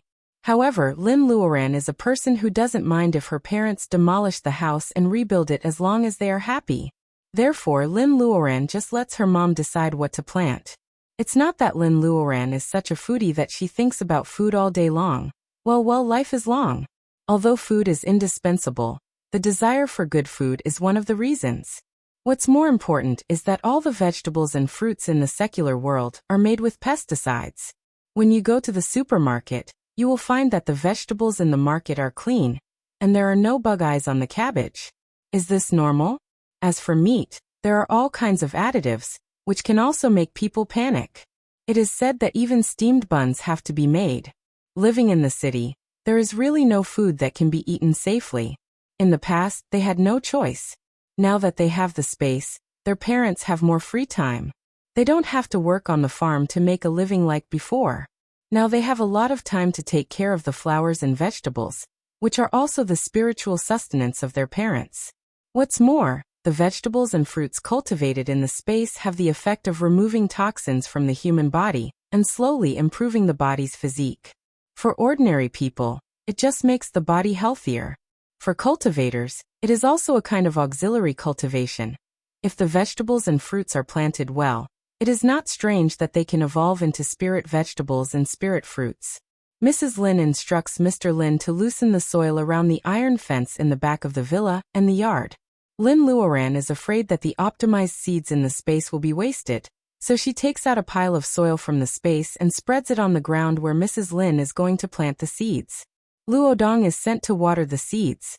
Of course, the water in the space is diluted by the water in the spring. Anyway, the soil in the space is endless and the water will not be less. Bao Jiao is bored, so Lin Luoran simply gives her the task of planting the soil, and she is going to add some security barriers to the villa. The lotus seeds in her hand are collected by Lin Luoran in the secret land. They are called iron thorns. Although they are not spirit herbs and cannot be used as medicines, Lin Luoran will not collect them for nothing. She plants the iron thorns one by one against the wall. After watering them, she casts a spell with her right hand and casts a wood spell called Growth Spell, which is at the same level as Healing Spell.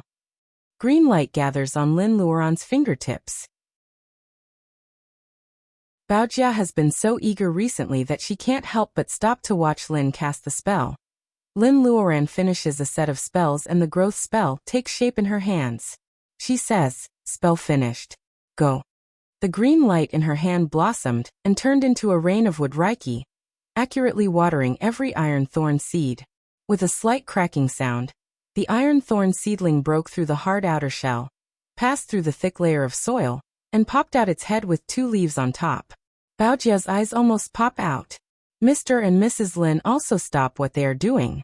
As for Luodong, this totally subverts his worldview. He blinks his big eyes and no one knows what he is thinking. Lin Luoran's forehead is covered with sweat.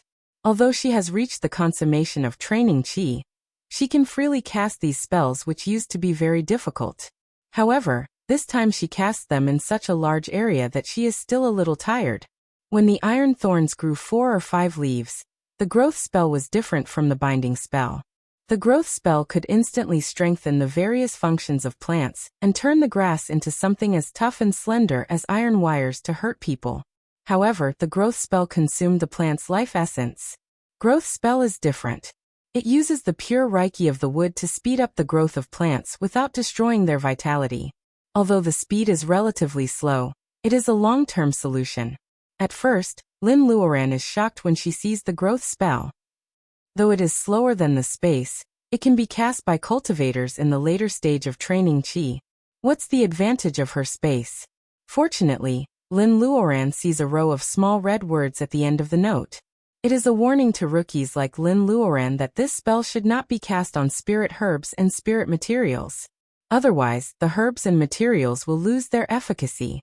Lin Luoran breathes a sigh of relief. At the same time, she has an evil thought. Judging from the exclamation marks on the note of this spell, many people must have done this. They have destroyed countless spirit herbs and reiki materials. That's why the senior practitioner who wrote spells of the 5 elements is so angry. Seeing that Lin Luoran stops and the seedlings stop growing, Bao Jiao is so envious that she almost drools.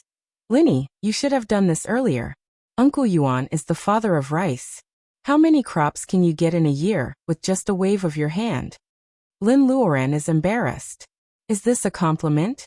Baojia doesn't know what's going on. She continues to talk nonsense. How awesome would that be? Think about it. Every day, you'll be flying all over the place to cast spells. That's how bold a person is, how productive the land is. Lin Luoran's temples are throbbing because of Baojia's compliments. She remembers the first time they met 10 years ago.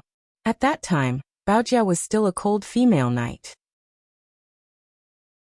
How come she becomes like this now? Before she was injured, she was a domineering lady. When did she become so talkative?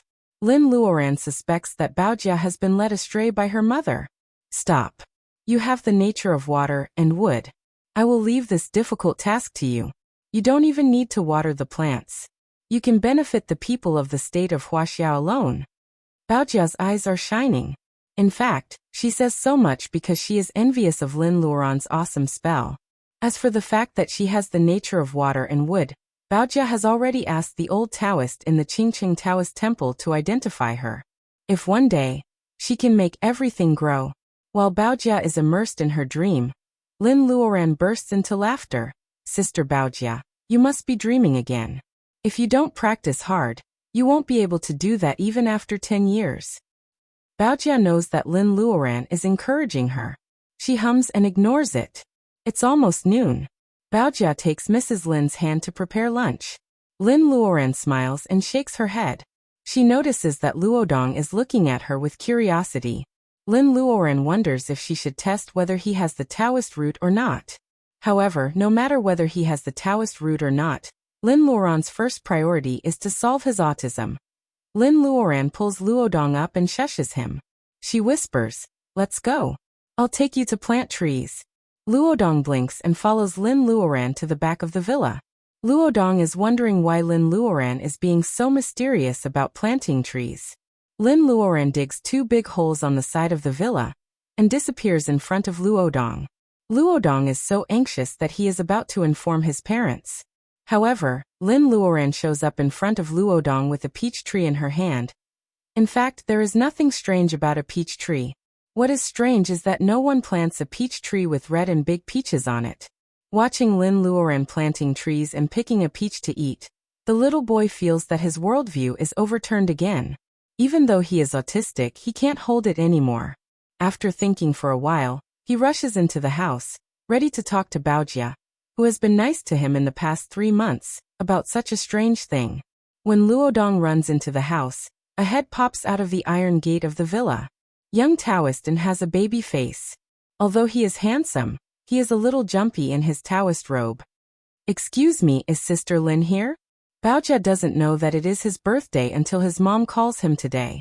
Although Baojia has 2 birthdays in a year, please praise him for not going out to play and updating.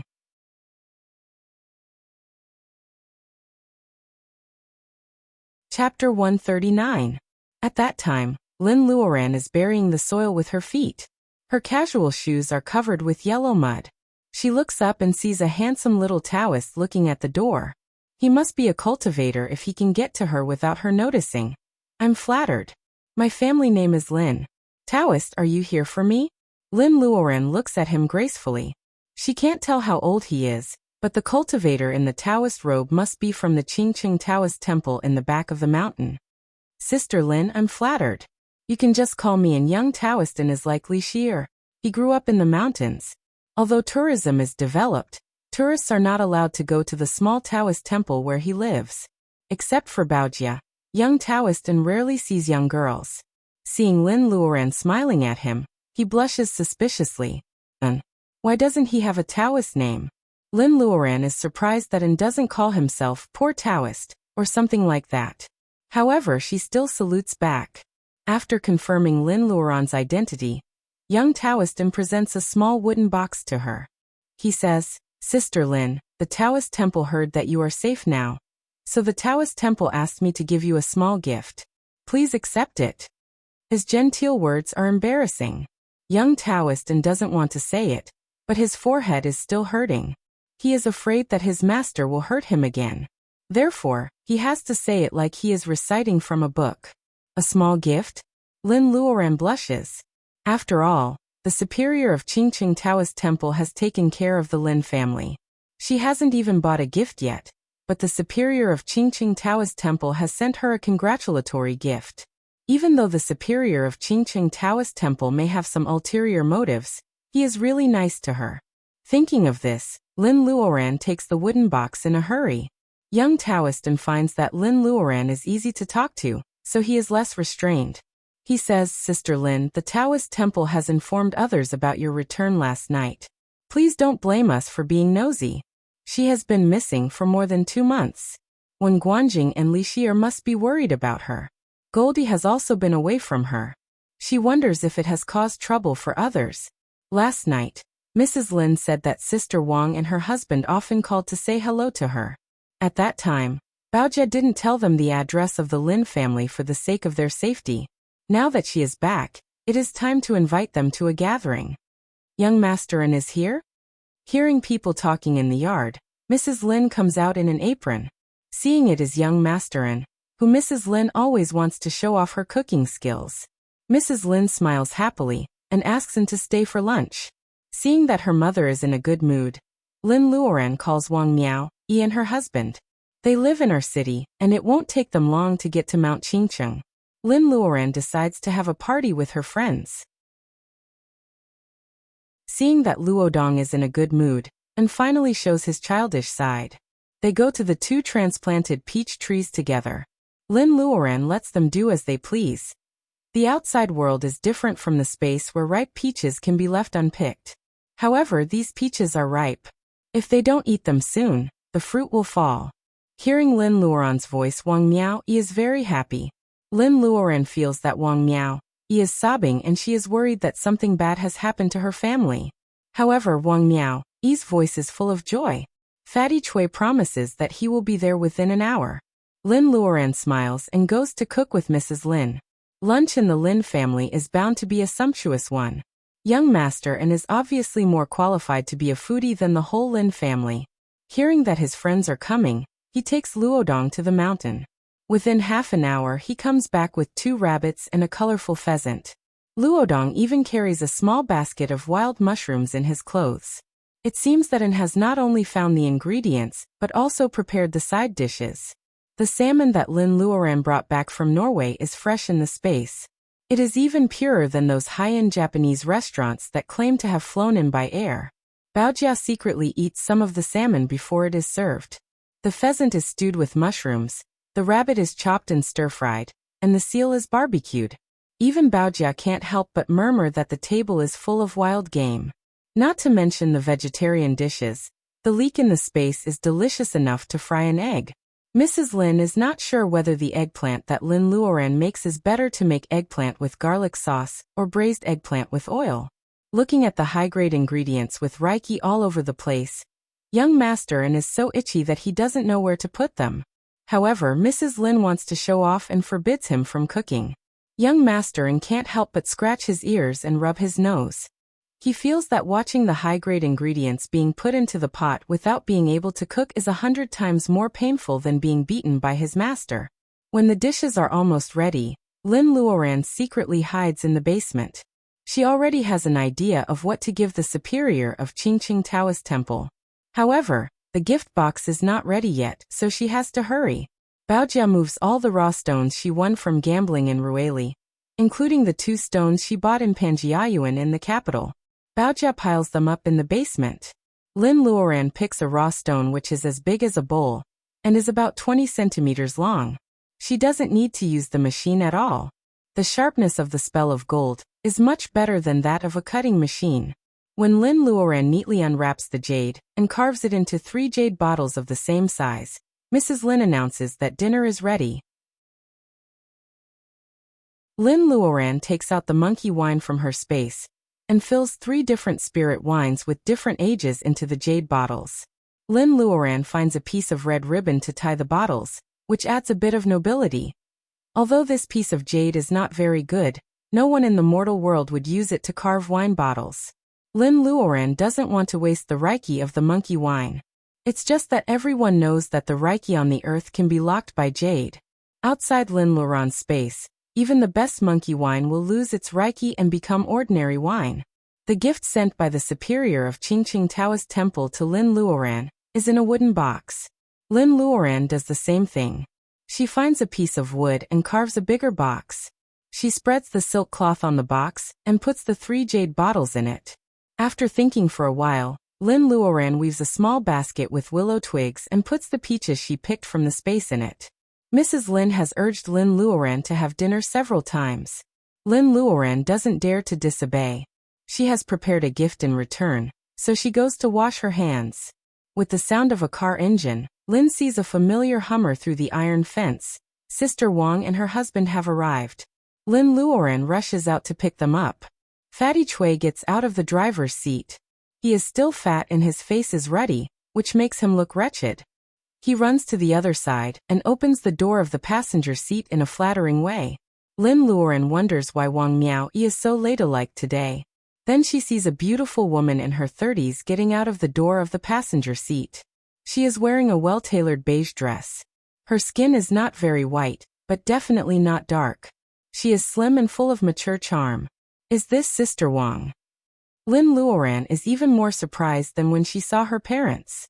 Wang Miaoyi not only changes her skin color but also loses weight, revealing her beautiful face. Lin Luoran doesn't dare to recognize her for a while. Seeing Lin Luoran's stupefied look, Wang Miaoyi feels embarrassed. She still acts like a tigress and says, "It's all because of you. What kind of pills did you give me? I can't believe I changed so much after taking 1 bottle." Lin Luoran pats her head. She made the skin beauty bolus for Wang Miaoyi. How can she forget this? Fatty Chui bows to Wang Miaoyi. Lin Luoran knows that Sister Wang used to be so beautiful. She just took some pills to have a baby, which broke the balance of her body. That's why she became fat and dark. Although they have been together for many years, no husband will complain about his wife becoming beautiful again. Seeing that Fatty Chui flatters Sister Wang even more, Lin Luoran is happy that she can do something for her friend to make the relationship between Sister Wang and Fatty Chui more harmonious. Lin Luoran steps forward to help Wang Miaoyi, who is embarrassed. When her hand touches Wang Miaoyi's, Lin Luoran notices something wrong in Wang Miaoyi's body. Sister Wang Yu? Lin Luoran stares at Wang Miaoyi's belly in disbelief. Fatty Chui can't hold back his joy anymore. He smiles and says, "I had a checkup the day before yesterday. The doctor said I'm 2 months pregnant. Sister, I'm going to be a father. Ha ha ha." Ignoring Fatty Chui's complacency, Wang Miaoyi changes her tough style. She holds Lin Luoran's hand and says with tears in her eyes, "Sister, if it weren't for you, I owe you so much. I don't know how to pay you back." Lin Luoran is worried that a pregnant woman will be upset. She says hurriedly, "Sister Wang, if you really want to pay me back, why don't you ask me to be your child's godmother?" Lin Luoran lowers her voice. "That way my parents won't worry that I can't get married. Now that I have a grandson, they can worry about me." Wang Miaoyi is amused by Lin Luoran's playful look. She pokes Lin Luoran's forehead with her finger. "What do you want me to say?" They talk and laugh and walk in the front together. Fatty Chui follows them closely because he wants to protect his wife. However, he is still thinking about what Lin Luoran just said. Alas, Lin Luoran can turn stones into jade, cure diseases, and look like a girl in a painting. What kind of man is worthy of her? Fatty Chui shakes his head and sighs. He also starts to worry about the problem that his mother has been worrying about. Lin's family places lunch under a big tree in the back garden of the villa. When they are setting up the chopsticks and serving the dishes, a couple that gives the guard a headache comes to the villa. Although the guard has been scolded by the manager as soon as he comes to work today, which means that he should leave number 18 villa alone. Even the security guards are not allowed to inspect the villa. However, the group of visitors today is so strange. A Land Rover stops in front of the gate of the villa. A girl in ancient costume is standing beside the car. She has bright eyes and white teeth. Her smile is even prettier than that of a princess on TV. The man driving the car is very young and his clothes are normal. If this is all, the guard will just think that rich people are transvestite. However, What's with the thing on the top of the car? Goldie is squatting on the top of the car in the shape of a golden eagle standing alone. Even the Land Rover can't bear its weight. The early summer sun is strong, shining on Goldie's body with golden feathers, making it look like a huge golden sculpture. If it didn't want to chirp, the guards would really think that it is a golden bird sculpture that a nouveau riche wants to take home. Li Shi pouts and complains in a low voice. I told you that we could fly in with Goldie. But you said that we should drive. This is so troublesome. Chu-yi wipes the cold sweat on his forehead. Sister Li is innocent, but he is normal. Everyone in the world of cultivation knows that the superior of Qingqing Taoist Temple has a weird temper. He doesn't dare to show off on a bird in front of a senior in the level of laying foundation. While Chu-yi is explaining to Li Shi, Goldie on the Land Rover has been impatient for a long time. It spreads its wings and the hat of the guard is crooked. Then it flies into the sky and hovers over the villa, making a clear and loud eagle cry. In number 18 villa of the villa, everyone has washed their hands and is sitting at the round table, waiting to taste Mrs. Lin's cooking. Lin Luoran is pouring wine. She hears Goldie's voice. If the eagle's cry is similar, Goldie's breath can't be wrong. Thinking of Li Shi, Lin Luoran smiles and looks up.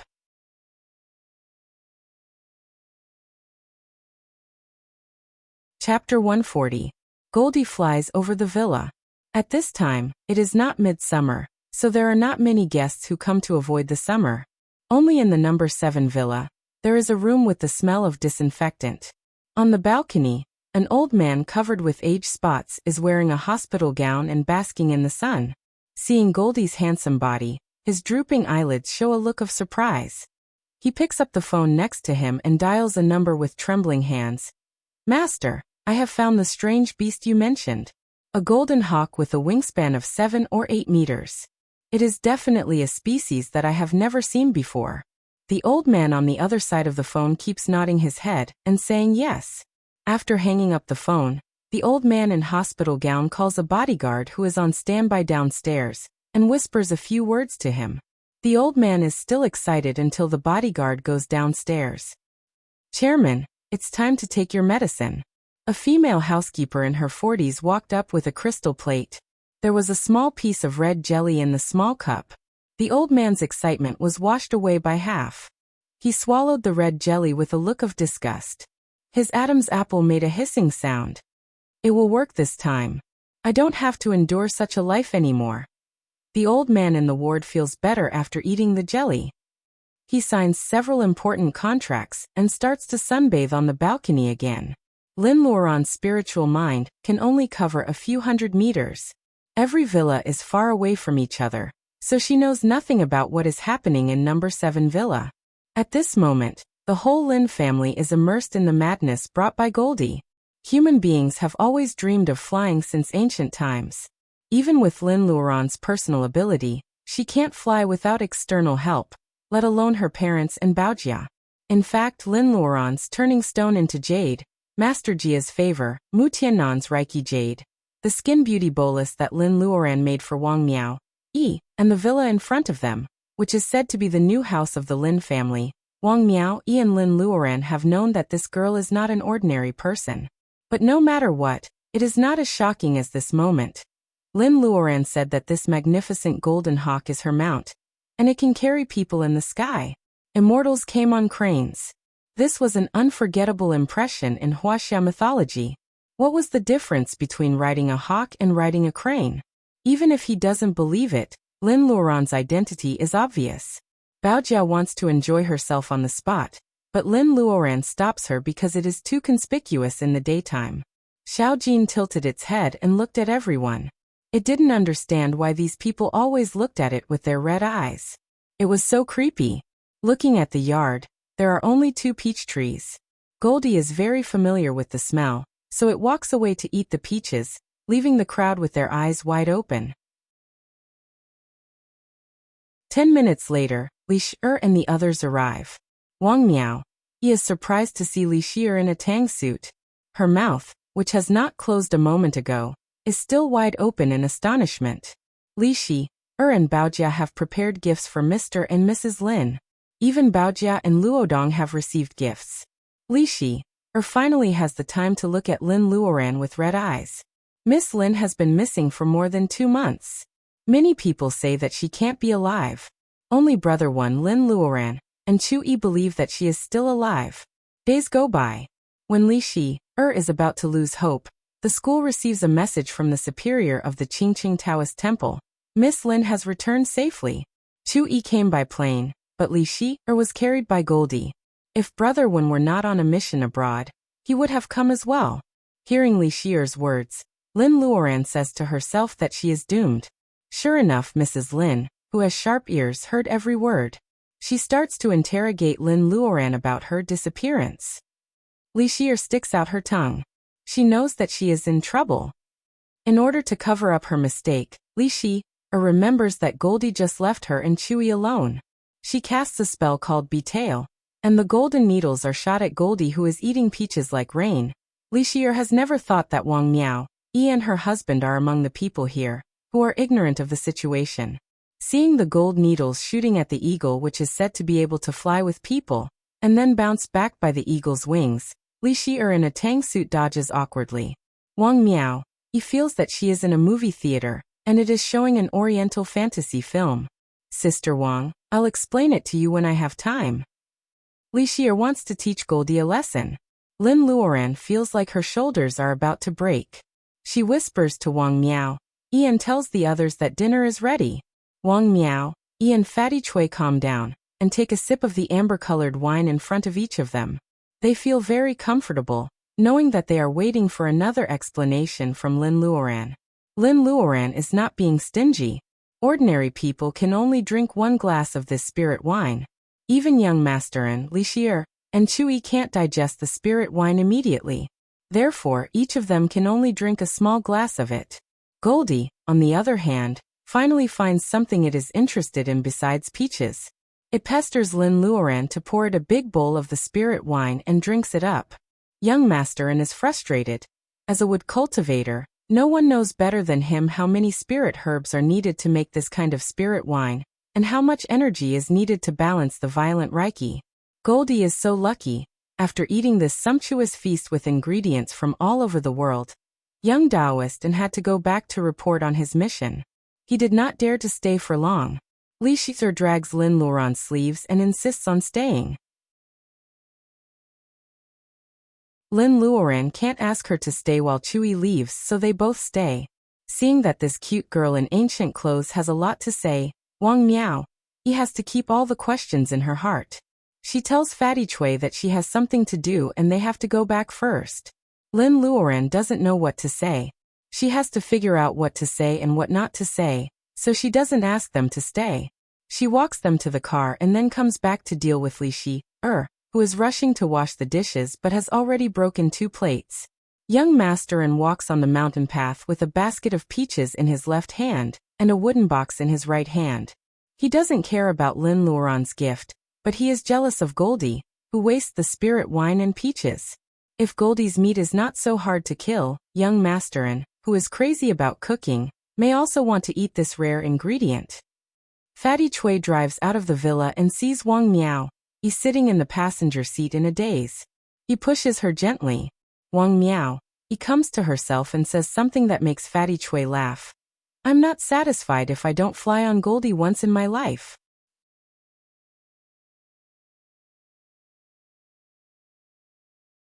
Chapter 141.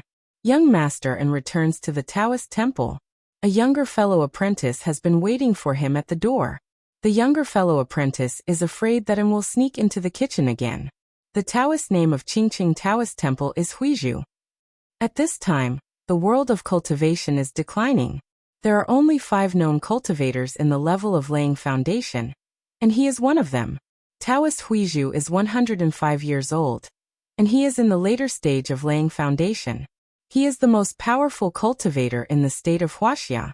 He has high hopes for young Master. Talent is one thing, but no one knows that he is such a lazy person. Master, this is senior sister Lin's gift to return the favor.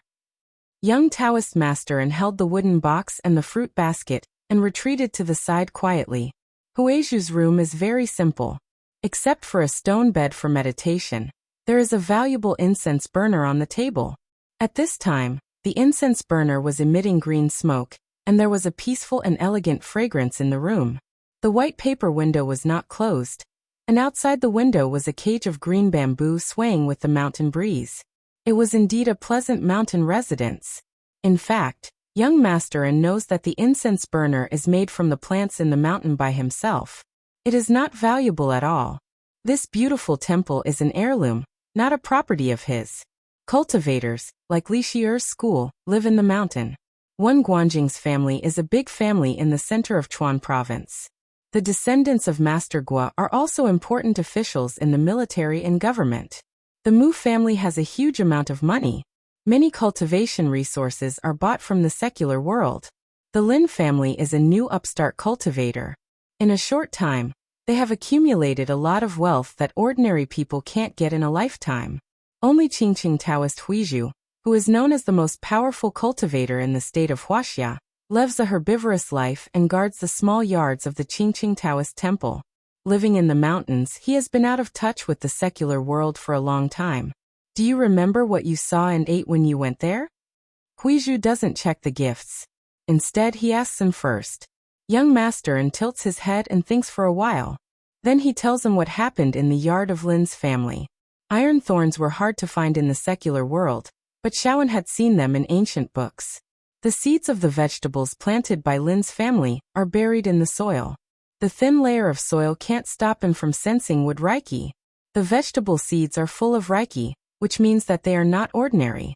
He also mentioned a type of spiritual wine that he drank at the banquet. He didn't know what it was made from, but it was indeed an excellent drink for cultivators. Huizhu nods. They were taken from the secret land. She's precious female apprentice also took a lot of them out. The old man is too shrewd and refuses to share any, and suddenly understands and talks about Goldie again. Lin Luoran has been missing for more than 2 months and Goldie has also stayed in Li Shier's school for 2 months. Goldie's existence has long been known by the younger generation of Wuxia, who have entered the secret land. Old Shi, did that female disciple also go today? Huizhu's spiritual mind can detect the presence of 2 young cultivators in the Lin's house, which is a few miles away. What's more, he insists that one of them is Li Shier. Even feels strange and nods. Huizhu finally opens his eyes. He stares at him and says in a soft voice, "I'm afraid you don't know that Shier's female apprentice brought back 3 foundation-laying boluses," and scratches his head. As a young Taoist who is obsessed with pots and pans, he knows how precious foundation-laying boluses are.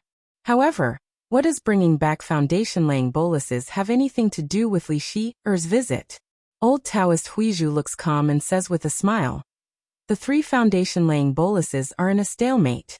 Mr. Shi kept one for his female apprentice, and the Mu family took one. The special department and the One family are also fighting for the last one. It's still up in the air." And blinks. He doesn't know what his master is trying to say. He can't understand what his master is saying.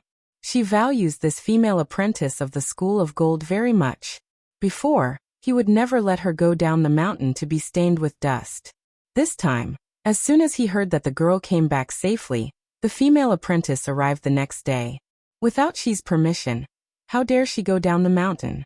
His apprentice is talented, but she knows nothing about the schemes of these people. He doesn't know whether it's a good thing or a bad thing. Old Taoist Huizhu sighs and sends him away. The old Taoist was the only one left in the room. He opened the wooden box and looked inside. There were 3 transparent jadeite bottles. Even in a room with mottled shadows of bamboos, they still added some color to the room. More importantly, the wine inside was of different ages. The best one was also useful for foundation establishment cultivators. Huizhu thinks for a while, gets up, grinds the ink, and writes a few lines on a piece of white paper. Looking at her Taoist root, she is no different from a cultivator without cultivation. However, she is quite experienced in cultivating spirit plants. I don't know if it's a good thing or not. She has a peaceful mind and doesn't care about external things. She is an excellent Taoist mind for cultivation. Only one of them is filial piety. Because she can't protect her parents, It may become a devil in her future cultivation. In addition, this girl has completed the level of training Qi. Laying foundation will come soon. How can a cultivator without cultivation progress so fast? It is obvious that our guess that she came from the Tao of Bolus may be true. After thinking for a while, Huizhu adds, a genius of single nature is hard to come by in 100 years. However, in a few years, she has all 5 elements, and all of them are related to her. Is the turning point in the prophecy about this girl? After the ink dries, Huizhu folds the letter into the shape of a paper crane. He makes a spell with his right hand and murmurs. The paper crane flies up into the air with a flash of white light. Soon, it flies out of the window and disappears above the Qingcheng Taoist temple. In the blink of an eye, it disappears in the dense forest. After sending the paper crane away, Huizhu remembers the spirit wine. He is about to send someone to the capital, but then he smiles and says, she will send it to you. Don't worry. The sun is setting in the west and soon disappears into the mountains far away. Night finally comes in Mount Qingcheng. Lin Luoran arranges a quiet room for Li Shi and the others. After a busy day, some people in the Lin family gradually fall asleep. Goldie is perched on the big tree behind the villa. Lin Luoran can see its huge body from the room. Even the luxuriant tree can't cover it completely. The old man in the hospital gown in number 7 villa is tossing and turning, but Lin Luoran is not much better. What she doesn't dare to confirm is the Taoist root of her mother. In fact, people are all like this. Ordinary people will be overjoyed when they get the opportunity to cultivate. In novels, people who never miss their parents even when they travel to another world are cold-blooded. However, as the saying goes, when a man achieves the Taoist root, all his friends and family follow him. Lin Luoran becomes more and more greedy with this idea. She hopes that all her relatives and friends can accompany her forever. Baojiao's grandmother was a female cultivator. Her Taoist root is not clear how she got it. It is hard to be sure whether it was activated by the golden figure or not. Mr. Lin also has the sense of Qi, which proves that he has the Taoist root. What about Luodong? Decades later, when Luodong is getting old, his relatives will become younger and younger, and he will face death alone. How cruel it will be. And Mrs. Lin Luoran sighs and finally agrees to answer the question. At this time, everyone was asleep, right? Lin Luoran has something on her mind and she can't meditate tonight. She looks out of the window. The night air in the mountains is very fresh. She can hear her parents breathing. Luodong's bedroom is next to Lin Luoran's. Luodong kicks off the quilt when he is sleeping. Lin Luoran tries to calm herself down and sends Reiki of the 5 natures to Luodong. Blue repulsive, green repulsive, red repulsive, gold repulsive. Lin Luoran is disappointed. However, the brown earth Reiki rushes to Luodong crazily. Lin Luoran's heart is pounding. Is Luodong a genius of a single nature? How is it possible? He is just a kid that Baojia and Lin Luoran saved by chance. How can he have a single Taoist root of the earth? What is wrong? Lin Luoran doesn't know what Huizhu is talking about. She hasn't checked the Taoist root of Li Shi'er and others. Otherwise, she will think it is not a coincidence, but a conspiracy. Lin Luoran takes the test again, and the result is the same.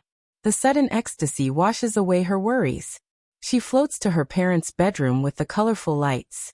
Mr. Lin has a sense of Qi and is more sensitive to Reiki than ordinary people. He notices the peaceful and pure Reiki.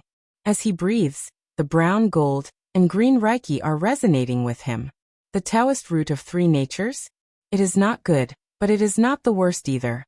Lin Luoran goes to check on her mother. Her mother made a lot of delicious dishes today. She is happier than when her children eat well. She is also smiling in her sleep. However, Lin Luoran's heart is cold. The colorful lights are flying around her mother like colorful fairies. However, the total amount of the lights is not reduced. Mrs. Lin didn't absorb any of them, so she doesn't have a Taoist root. Lin Luoran feels bitter at the bottom of her tongue. The fact makes her happy that Luodong is a genius of a single nature disappear completely. Lin Luoran has a ridiculous feeling of imbalance. It turns out that there is a difference between family and alienation. Lin Luoran is kind to Luodong out of sympathy. However, Mrs. Lin is Luodong's mother. Why can Luodong have a Taoist root while her own mother can't?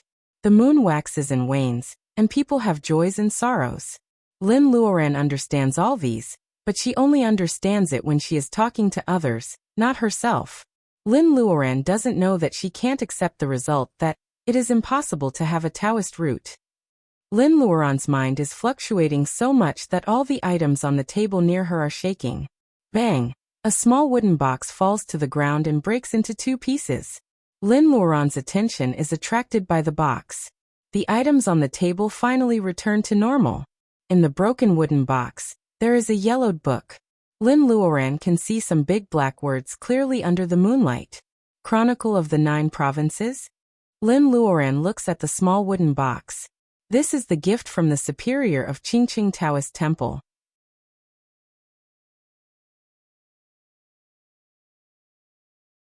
Chapter 142. Lin Luoran still can't accept the fact that her mother has no Taoist root. She is not in the mood to read Chronicle of the 9 Provinces. Lin Luoran is not in the mood to cultivate. She has something on her mind, so she enters the space. The space seems to be bigger. Lin Luoran suspects that the size of the space is related to her level of cultivation. In addition to this, she also has a vague guess. The emerald tree is of the nature of fire, and the ice grass is of the nature of water. Are their properties related to the Taoist root she has awakened in her body and the size of the space? Lin Luoran has no way to prove it. She secretly decides that she should pay attention to the other 3 kinds of spirit herbs and spirit woods in the future. Maybe only those at the same level as the emerald tree and the ice grass can cause the space to change again. As for the small wooden house that was enveloped by the restriction, when could it be opened? Will the golden runes she saw in her dream be inside? Can the mysterious power solve the problem of her mother's Taoist root? Lin Luoran shakes her head to get rid of these distracting thoughts. She starts to sort out the messy space. 8 jars of monkey wine are neatly piled up under the peach tree. Luminous sand that she risked her life to get in the bat cave. There is a small jar of white 1,000-year-old sand, and a small jar of light yellow and bright yellow crystals of unknown age. 2 monkey mushrooms are the primer of foundation-laying bolus given by the old monkey. Of course, one of them belongs to Li Shir. A lot of weeds, found in the nest of the black bear. In an environment without any light, this type of spiritual herb was known as the 7-star grass. Not only was it another main ingredient of the foundation establishment Dan, but it could also be used in many pill recipes. If she didn't find so many in the nest of the black bear, Lin Luoran would not make up her mind to look for the 1,000-year-old luminous sand. It is a pity that the 7 stars grass can't be any drier. Otherwise, she can plant it in the space and it will be inexhaustible. In addition, there are some famous and unknown spirit herbs and a bag of seeds of spirit herbs. Lin Luoran feels that she will have enough seeds to feed her family in the next 100 years. Butterfly bush flower is the only one she hasn't found in the formula of foundation-laying bolus. However, Lin Luoran is not worried. She has agreed that cultivators from the state of Wuxia can exchange what they find in the secret land. She doesn't find butterfly bush flower, but it doesn't mean others don't. These are all real things. In fact, the most valuable thing is that she met White Fairy. Lin Luoran gets a copy of Introduction of Sword. Even when Guanjing doesn't have time to read the last part, Luoran gets a copy of Sword Writing Spell, and saves her a lot of money on the Sword of Sword. There is also a water spell of Sword, which is probably White Fairy's private collection. Lin Luoran only used Frost's Descent to kill the wretched Nihanese cultivator. For Lin Luoran, the most useful thing is the memory bead of White Fairy before she fell asleep. It is a small encyclopedia before the level of bearing essence. Even though she hasn't laid foundation yet, she can still understand a lot of content in it. There is also a very powerful golden hawk. White Fairy says it is called Golden Hawk. It seems to have infinite potential, but Lin Luoran needs time to cultivate it. Ice spirit grass is harvested in the North Pole. It is a gift from the trip to the secret land. In addition to the above, Lin Luoran also gets a messy space, just like what she sees in front of her. The vines of the Polygonum multiflorum entangled the territory of the ginseng. Below the chili, There was actually a kind of spirit herb called jade grass. Well, there were also a few flower mushrooms among the chives. A few of them were in a cluster. They were bright and dazzling. They were very rare spirit mushrooms. All in all, the planning of the space was extremely urgent. The land area of the space has been doubled, which is convenient for Lin Luoran's planting plan. Fruits like peaches must be planted. Lin Luoran wants to make spirit wine by herself in the future. She can't grow grains in the space to make wine. Fruits are more reliable. Now there are several peach trees in the space. Lin Luoran plans to keep only 2 and transplant the rest. She can plant them behind the villa or in the house in the city. Anyway, there is an open space. Fortunately, Lin Luoran has planned to plant peach trees. With the spring as the center, all the peach trees are planted in the outermost part of the land, which is the closest to the cabin. Lin Luoran doesn't need to move them now. No matter whether the space becomes bigger or not, the outermost area will always be the same. Lin Luoran can use this circle to plant fruit trees. Lin Luoran doesn't plant vegetables next. In addition to the fruit trees, Lin Luoran leaves a few meters away from the space. She plans to plant tea trees like the parent tree of Dahongpo in Wui Mountain in the future. Then there are all kinds of vegetables. Because they mature so fast, Lin Luoran only needs to plant a few plants of each kind. It is not only enough for the daily needs of a family, but also enough for friends and relatives. However, there are only some common vegetables in the space. There are no mushroom vegetables like enoki mushroom. Lin Luoran thinks that since mushroom can be grown in the space, it is impossible for ordinary mushrooms to survive. It seems that she can start to add dishes. Well, there are bamboo shoots. Should she plant some kinds of bamboo and eat bamboo shoots? At this time, the land in the space is more than half an acre, less than 1 acre. The bamboo root system is developed, so it takes up a lot of space. Maybe I should wait. Lin Luoran puts this thought aside and starts to move the herbs. The herbs mentioned here are Chinese herbal medicines in the secular world, such as ox vine and poria. Although they have been optimized by the space, no one knows how long it will take for them to evolve into real spirit medicine. Lin Luoran has grown attached to them after planting them for a long time. No matter how small a mosquito is, it is still meat. Therefore, Lin Luoran simply plants them between the vegetables and spirit herbs to create a buffer zone between vegetables and spirit herbs. The rest of the space is the medicine garden planned by Lin Luoran, which is specially used to plant spirit herbs and spirit medicines. Among them, the ginseng that Lin Luoran planted first is the best. 1 day equals 1 year. It has been almost 8 months since Lin Luoran planted them in the autumn of last year. And now it is early summer. These little guys have reached a very discordant age. They will be 250 years old in a few days. The ginseng seeds of 250 years old are ripe once in 100 years. Lin Luoran has harvested ginseng seeds twice. She tries to plant some ginseng seeds to see the difference between the first generation and the second generation. The fleece flowers are younger. They are all descendants of the fleece flowers that Lin Luoran picked up from the vegetable market. There are over 100 of them, and most of the reserved medicine garden is occupied by them. Their mother has long been made into Skin Beauty Bolus, which has rejuvenated Mrs. Lin, Mr. Lin, and Wang Miaoyi. These 100 fleece flowers are all over 100 years old. Lin Luoran is worried about what to exchange with the special department. She decides to keep some of them as seeds and exchange all the others. 1 day equals 1 year in the space. Lin Luoran is reluctant to pull them out, so she transplants them densely together and pulls them out when it's time to exchange. Now the space is cleared. Lin Luoran replants ginseng, spirit herbs, and spirit mushrooms in an orderly manner. The space is used to the extreme. Lin Luoran also sprinkles some commonly used spirit herb seeds. Even though Lin Luoran has an extraordinary physique, such meticulous and continuous work still makes her feel tired. However, looking at the clean space, the spirit herbs are well arranged, and the fragrance of fruits and vegetables permeates the air. Lin Luoran feels that her tiredness is worth it. Under the peach tree is the original grass in the space. Lin Luoran has been planning to weave some futons for a long time. However, she has never done it before. Now is the right time, so she takes a bunch of futons out. The room is still so quiet. The shadows of the trees are modeled in front of the floor-to-ceiling window, and the croaking of frogs is endless. The moonlight shines on the desk, and the Chronicle of the 9 Provinces is still on the ground. Weaving a futon is a piece of cake for Lin Luoran, who has flexible fingers now.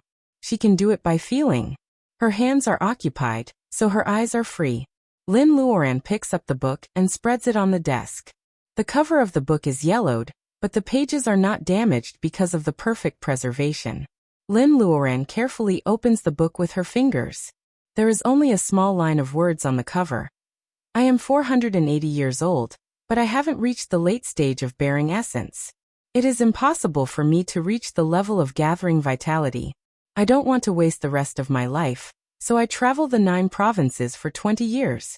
I leave a book with some strange stories for future generations to laugh at.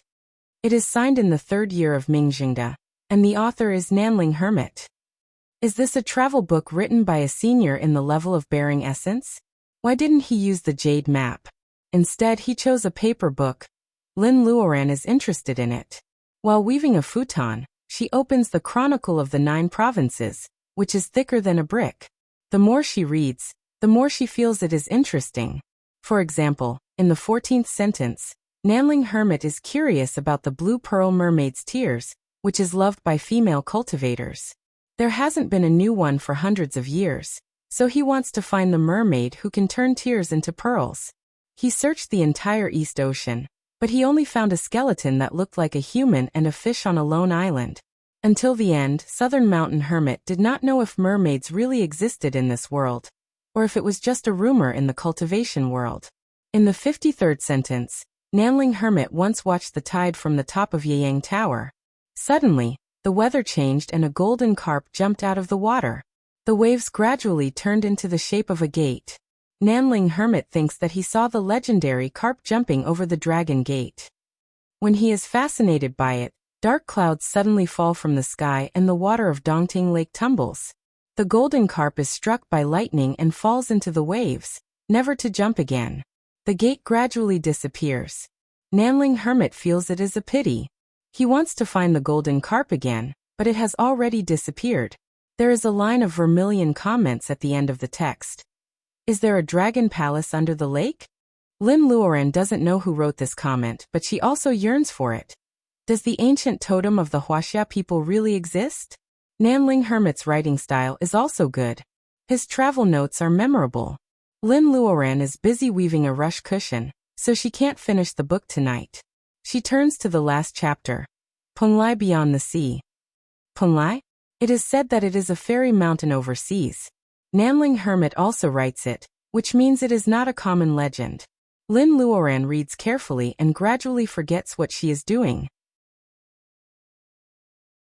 She holds her breath and her chest is heaving up and down. I met a cultivator overseas and we had a good talk. One day, he told me that there is a fairy mountain overseas named Penglai. There is a real immortal who can communicate with the gods and can help mortals build the Taoist root and become immortals. Build the Taoist root. If this is true, then Mrs. Lin.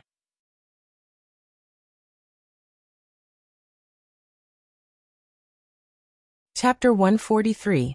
Lin Luoran is pleasantly surprised to find a passage that can shape the Taoist root for mortals. She holds her breath and continues reading. However, her heart falls down at once. The sentence Penglai is overseas is supposed to be the end of the book.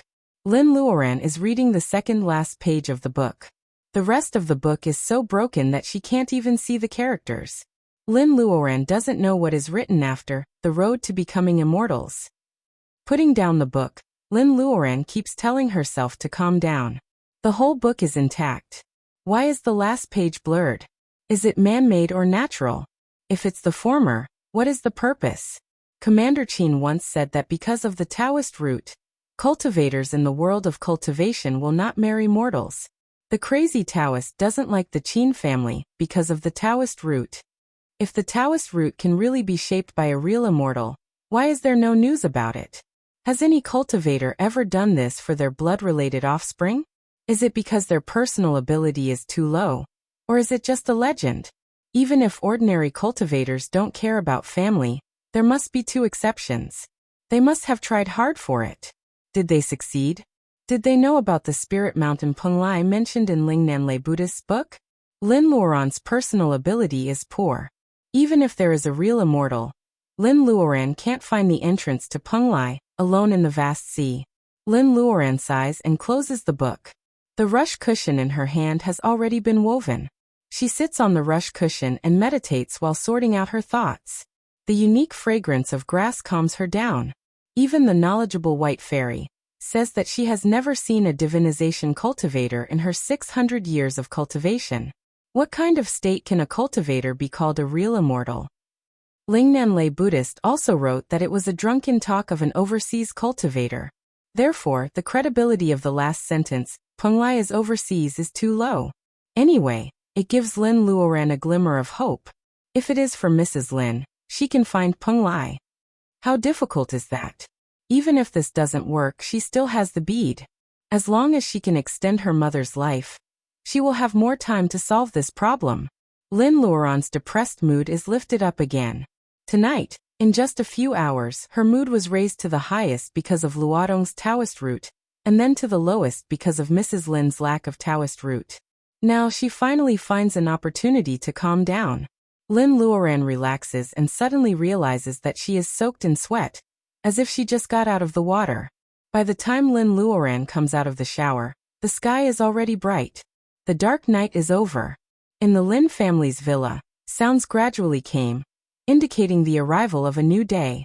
At 7 o'clock in the morning, everyone except Luodong gets up. Seeing that Mrs. Lin is preparing breakfast for everyone, Lin Luoran cheers herself up. She must work harder on cultivation. Whether it is to unlock the potential of the bead, or to find the spirit mountain overseas, cultivation is indispensable. Seeing that she can't do anything in the kitchen, Lin Luoran goes to the yard and casts the growing spell on the iron thorns.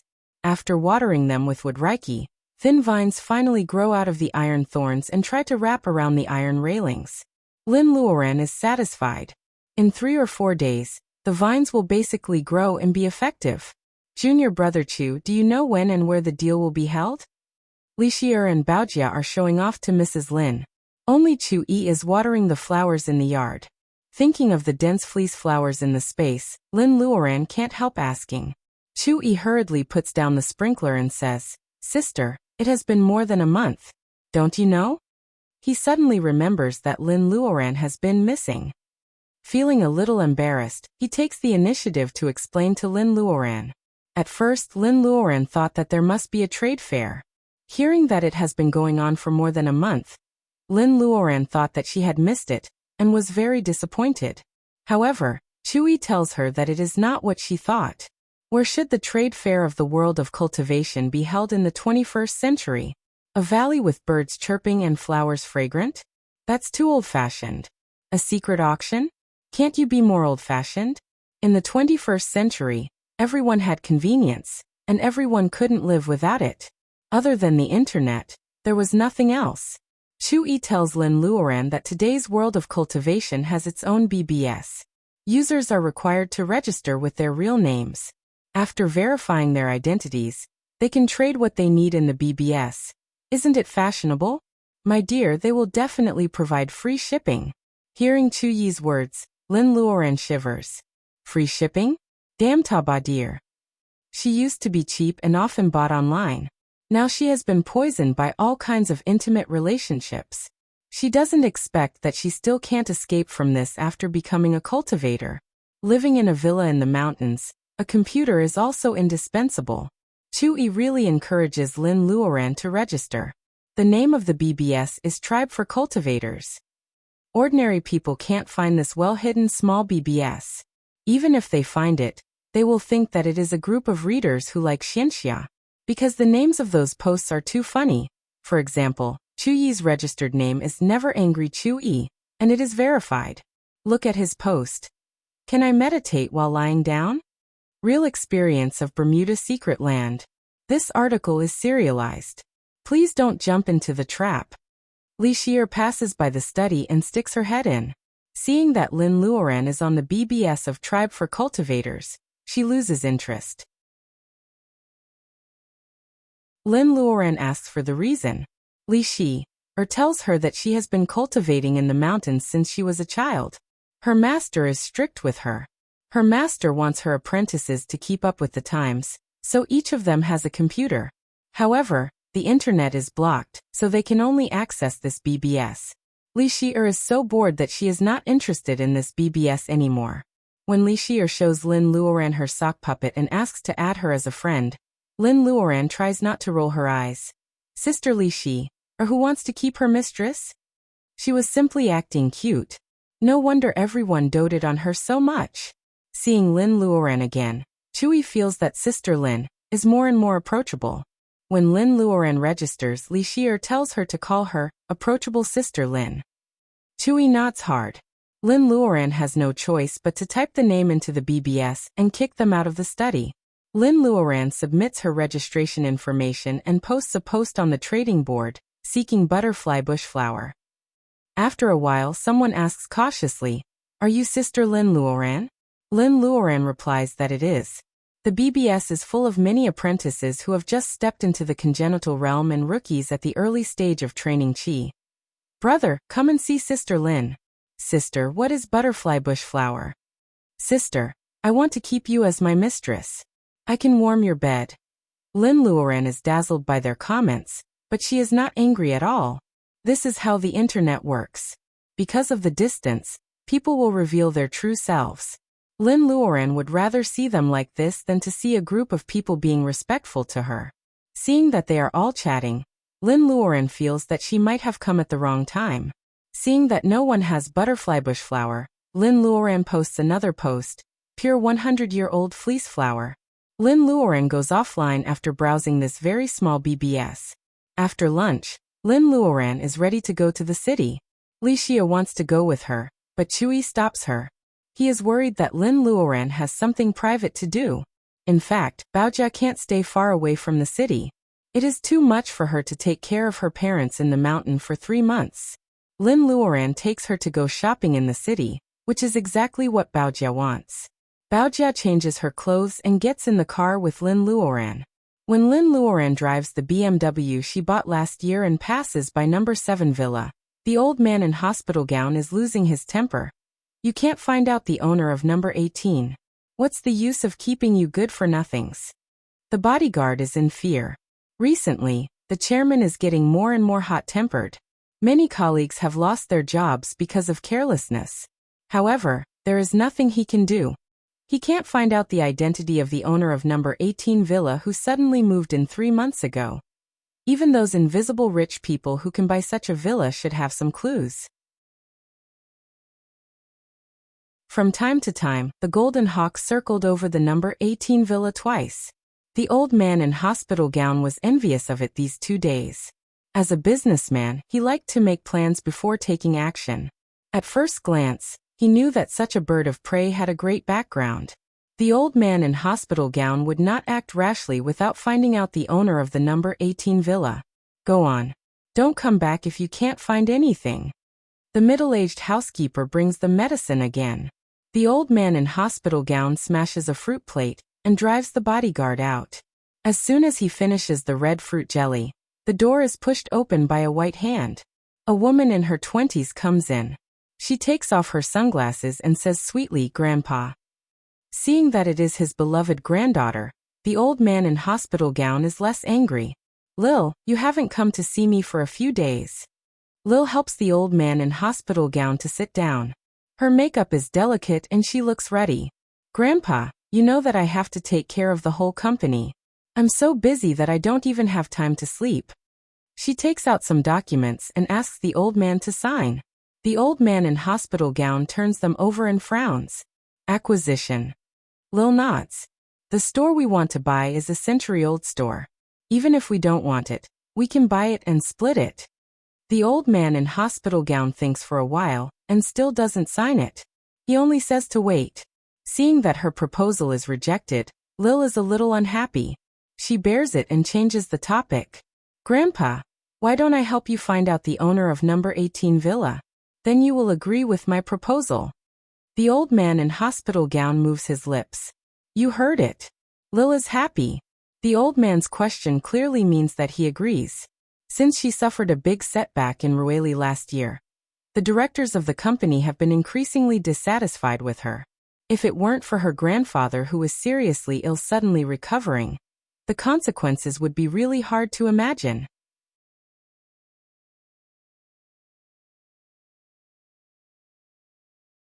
Chapter 144. Lin Luoran goes to the city this time to order a batch of jade boxes. She already has the idea of selling the 100-year-old fleece root in a package. It is said that the Buddha relies on gold and people rely on clothes. As for the panacea, it naturally needs to be matched with a jade box. It can not only protect the Reiki of the panacea, but also raise its value. Why not? As for the cost of buying the jade box, well, the wool comes from the sheep after all.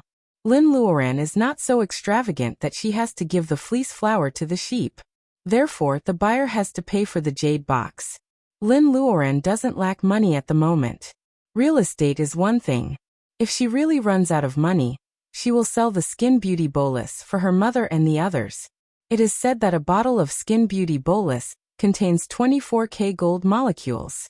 It is said that a bottle of Skin Beauty Bolus costs more than 10,000 yuan. In fact, it is not even worth carrying shoes for the Skin Beauty Bolus.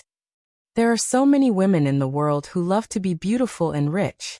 Lin Luoran can decide the price of a bottle of Skin Beauty Bolus. Lin Luoran also plans to find a primary school for Luodong. Luodong's autism is much better now. It is not a long-term solution for him to stay away from his peers for a long time. Even though he has the Taoist root and will become a cultivator in the future, he can't be totally ignorant of the ways of the world. The world of cultivation seems to be peaceful, but who knows what will happen in the future? Even Lin Luoran can expose the fleece flower because she has an imaginary master behind her back. In addition, she reveals some good stuff from time to time, which makes the existence of this master more and more obvious. The safety of herself and her family is actually like treading on thin ice. As soon as Baojia arrives in the city, she wants to go shopping. However, thinking of Commander Qin who is alone in the military compound, she gives up the temptation of shopping and wants to go home to see her grandpa. Lin Luoran can't stop her from being a filial daughter. She even offers a big bag of fresh vegetables to Baojia. Because Baojia has the Taoist root, young master and doesn't hide anything from her while living in Mount Qingcheng. Baojia gradually gets to know a lot of common sense in the world of cultivation. For example, Lin Luoran can make a big bag of vegetables out of nowhere. Lin, I've always been confused. Where did you get those things from? Aren't you hiding it too deeply? Lin Luoran is speechless. In the beginning, she was going to share the secret of the bead with Baojia. However, as she gradually knows the power of the bead, she gives up the idea. It wasn't that she was stingy, but the saying that treasuring a jade ring would cause one to get into trouble had been written so many times that there would always be a reason for it. At this time, Baojia has no ability to protect herself in front of cultivators. If someone wants to use her as a breakthrough to deal with her, the more Baojia knows, the more harm she will get. Lin rolls her eyes and takes out the universal sack that Wen Guanjing gave her. Here, this is the legendary storage bag. Thinking that this palm-sized gold bag is a storage bag with an independent space, Baojia is envious. She looks at Lin Luoran pitifully. Lin Luoran can't stand Baojia pretending to be a lowly. Lin Luoran says helplessly, "This one is not mine. It is temporarily given to me when I go out on a mission. I guess I have to turn it in. I'll find you another one if I have the chance." Lin Luoran sighs. Even if someone is willing to exchange for a universal sack, how many fleece flowers will she have to spend? Lin Luoran is shocked when she does the calculation. If she takes a family on the road of cultivation, the necessities such as elixirs, magic weapons, and universal sacks will be a big expense. Lin Luoran can't help but sigh. Even the landlord has no surplus food. The superior of Qingqing Taoist Temple has been looking after the Lin family for 3 months. If others want her to give them spirit wine and herbs for free, when the Lin family has more than enough, she can sell them to them according to her mood. Unless the superior is her best friend, there is no way to get them for free. Today is not a formal day, so Lin Luoran puts Baojia down at the gate of the courtyard. She plans to visit Commander Qin another day. Unexpectedly, as soon as Lin Luoran steps on the brake, she sees Lu Zheng coming out of the courtyard. Seeing the two of them getting off the car, Lu Zheng is surprised for a moment, but he soon calms down. Lu Zheng, Baojia's fiancé, used to fill the gap when Lin Luoran just broke up with Li Anping. It seems that since the night Lin Luoran went to Zhou Yaowei to get even with him, he drove to pick her up and then never appeared in front of her again. She hasn't seen him for almost 4 months. He seems to have lost a lot of weight, but he still looks energetic. From such a distance, Lin Luoran can see that there are faint dark circles under his glasses. Lu Zheng doesn't avoid Lin Luoran's gaze at all. After greeting Baojia, he walks forward and says to Lin Luoran, "Long time no see. How are you?" Lin Luoran can't help but nod. She feels that behind his calm eyes, there are too many feelings that she can't bear to look at. She is so embarrassed that she doesn't know what to say. Fortunately, Lu Zheng is always so considerate. After saying hello, he says that he has something to do and has to leave. Lin Luoran is relieved and politely says goodbye to him. Baojia looks at the man and woman who are a perfect match in appearance and personality, but are separated by many invisible factors and gaps. Her eyes are complicated and she sighs quietly. Lin Luoran drives away, but she doesn't notice that Lu Zheng, who said he was going to leave, is actually parked at the corner and has been watching her. He doesn't expect to see Lin Luoran again in such a sudden situation. No one knows how he feels at that moment. Lu Zheng's fingers tighten on the steering wheel. No one knows how many connections he has made in the past 4 months. However, as Commander Qin said, there is a difference between an immortal and a mortal. Lu's family is a powerful family, so what? The door of cultivation will not open to him just because he is the young master of the Lus. No one says that he can't have the Taoist route. However, how can he open the door to Lin Luoran's world from the mortal world? Lu Zheng's mood is sour and complicated. The traffic lights at the crossroads are flashing like stars in the sky. They are like her eyes, so close and so far. Even though Lin Luoran knows what is on Lu Zheng's mind, she can't give him any response or promise. It's better for everyone to pretend that they don't know. Lin Luoran drives directly to Fatty Chui's shop. Wang Miao, he is more than 2 months pregnant and hasn't passed the critical period of the first 3 months. Whether Wang Miao, he is in the shop or not, Lin Luoran won't bother her. Lin Luoran calls Fatty Chui in advance. When Fatty Chui runs out, he is still panting, which makes the shop assistants guess Lin Luoran's identity. Women are the most talkative and gossipy ones. However, they only say that Lin Luoran is Fatty Chui's mistress. Everyone is wondering why their boss is so tough now. Isn't he afraid that the tigress at home will get mad? But then again, their boss's wife has changed a lot recently. Did she go to South Korea for plastic surgery? This kind of topic is women's favorite. The shop assistants inevitably raise their voices, and even Fatty Chui hears them. Lin Luoran just smiles, but Fatty Chui is sweating. Since he came back from Mount Qingqing the day before yesterday, he has regarded Lin Luoran as a master who has entered the secular world. He feels that calling Lin Luoran's sister is like currying favor with her. Hearing the gossip of the shop assistants, Fatty Chui feels uneasy. To his surprise, Lin Luoran neither comforts him nor shows her displeasure. No matter how she treated him before, she still calls him Brother Chui warmly. Fatty Chui is relieved and he feels more at ease. In fact, Wang Miao, he said last night that Lin Luoran doesn't look like a person who will exchange friends for money. At this moment, Fatty Chui totally believes in his wife's judgment. Sister Lin, what kind of jade do you want? Fatty Chui takes Lin Luoran directly into his office. There are many samples of broken jade on the shelf. Under the light, they are warm and moist. Some are good and some are bad. Lin Luoran doesn't know what kind of jade box can achieve the effect of Reiki locking. She simply checks these jade pieces by herself. She finds that with the Reiki of the fleece flower, as long as the craftsmanship is good, a piece of mid-grade jade is enough. The value of jade lies in its flawless beauty. Looking at the samples Lin Luoran picks out, Fatty Chui says with a smile, "This is cheap. I just don't know what you want to do with it." If spirit herbs are directly used as medicine instead of taking their fruits, most spirit herbs are not tall. Lin Luoran makes a picture of a long box with a length of 6 inches and a width of 3 inches, and orders 100 pieces. Considering that it may be useful for herself in the future, she picks some jade of better quality and orders 50 more. Fatty Chui is in a dilemma. Even if the quality of the jade is not good, it is impossible for his family to put together such a big box. It is possible for him to sell it to all the jade market in the southwest. In fact, among the people Lin Luoran knows, Mrs. Lu is the easiest to make. However, Lin Luoran doesn't want to illusion anymore. She can only beg Fatty Chui again and again for help. Fatty Chui feels happy that he can help Lin Luoran. Only he can understand the contradictory feeling of being in a dilemma and happy at the same time. When Fatty Chui walks Lin Luoran out and the chubby figure is gone, Lin Luoran remembers that she didn't even calculate the price. No matter how cheap the jade is, the quantity and the craftsmanship of the jade box can't be cheap. Since she made her fortune by gambling on stones, she has sold more than 20 million yuan of jade.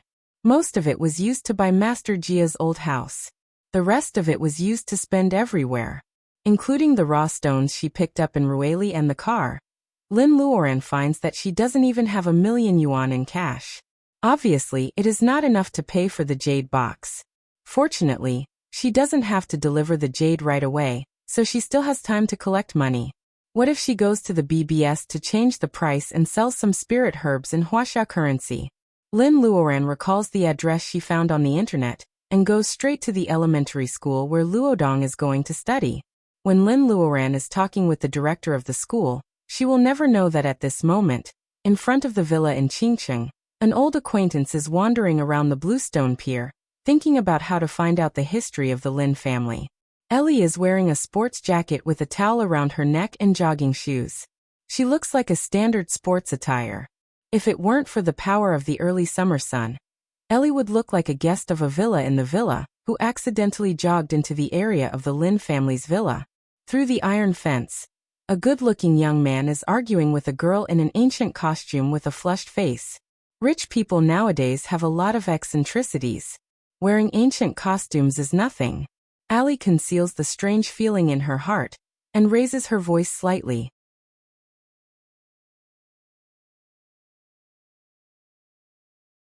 Chapter 145. Chu Yi and Li Shi are still arguing about the same thing. Li Shi wants to take Goldie to the mountain for a walk. Well, she doesn't want to take Goldie. She wants Goldie to take her there. In Chu Yi's opinion, Goldie is a hawk, so it is reasonable for it to fly in the sky. Li Shi wants to ride on Goldie's back on Mount Qingcheng. From the point of view of the eccentric superior of Qingqing Taoist Temple, Li Shi is showing off her power. Out of love for his junior sister, Chu Yi would never compromise on this point. As for Ailey, who had ulterior motives, she was circling around the pier. With their eyesight, they had naturally seen her long ago, but they did not pay attention to her. At this time, Ellie takes the initiative to ask if anyone is here. Chu Yi even feels grateful to her for finally giving junior sister Li some peace. Ellie has always been confident about her appearance when Lin Luoran is not around. However, when the transvestite girl in ancient costume turns around, Ellie has to admit that the girl is also beautiful. She is so jealous that she doesn't even answer Chu Yi's question right away. It is not until the young man in front of her asks her again that Ellie comes to herself and says, "What's the matter?" Here's the thing. I accidentally sprained my ankle. Can you lend me your phone so I can call my family to pick me up? Lend me your phone? Chu Yi is alert. Even if Ellie doesn't like to exercise in the morning, who would choose to run at this time before the sun sets? Her face is not red, she is not out of breath, and her makeup is still on. How could she sprain her ankle? There is something wrong with this woman. However, she doesn't have any Reiki. How dare she come to this place? Ignorance is bliss. Chu Yi calmly hands the phone to her, but he keeps it in his mind. It's fine if he can handle it himself. There is no need to bother Miss Lin. Seeing that the young man treats her very well, Ellie regains some confidence. She is just a little arrogant, but she is still far from being a real idiot. Knowing that she can't show too much at this time, she really dials the housekeeper's phone and asks someone to pick her up. When the housekeeper comes to pick up Ellie, Li Xier can't help asking, "Brother, the woman is fine. Why did she say she sprained her ankle?" Chu Yi explains with a smile, and Li Xier is enlightened. "She approached us on purpose? Senior brother, could it be that she has taken a fancy to you? She's acting to deceive people. Senior brother, please don't choose her." Chu Yi is so angry that he almost falls down. He glances at her and decides to go back to the backyard to play with Luodong. Looking at Chu Yi, who is running fast, Li Xier smiles. She pinches her face and murmurs, "She's not even as good as me. How dare she try to hit on Sister Lin? Forget it. I'll deal with it for Sister Lin." Among the 18 villas in the villa, Lin's house is the one with the highest terrain. Li Xier runs upstairs and sees Ellie's car clearly. There was a smile on her face. No one knew what kind of wicked idea she was thinking of, but she endured and pretended that nothing had happened. She ran over to tease Xiaojin. Back to number 7 villa. Ellie is looking at the phone number left by Chu Yi. She thinks that her plan has worked, but she is no match for Chu Yi and Luodong, who have become clear-minded and perceptive because of cultivation. Thanks to Kong Fong, Luodong, a young boy from Lin's hometown, is able to get into a public elementary school in a district of Rong City after paying a large sum of money for Luodong. Lin Luoran has just talked with the director of the school. The director says that she can bring Luodong to take a test at any time. According to Luodong's age and progress, Luodong will be enrolled in the new semester. Maybe because of brother Kong Fong, or because of Lin Luoran's beauty, the director walks her to the school gate in person and promises that he will take good care of her brother. It is the middle of May, and the new semester begins in September. That is to say, Lin Luoran still has 3 months to go. In fact, she already has an idea to cure Luodong. After settling down at home, she can start to treat Luodong. The only thing that Lin Luoran is worried about is the Zhou family. After so long, they haven't done anything. Is it because they are afraid of the superior of Qingqing Taoist Temple? The latter possibility is very low. No one knows better than Lin Luoran how serious Zhou Yaowei's injury is. Lin Luoran's whip not only broke Zhou Yaowei's bones, but also shattered Zhou Yaowei's meridians with Reiki. Unless Zhou Yaowei can find a master in the level of bearing essence to help him reconnect his broken meridians, it will be very difficult for him to heal his broken meridians. Unless Zhou Yaowei can find a master in the level of bearing essence to help him reconnect his broken meridians, he can't even stand up, let alone cultivate. When the matter with the Zhou family is over, Lin Luoran should ask her parents to come back to the city. Mount Qingqing is a good place for cultivation, but the mountain villa is too remote.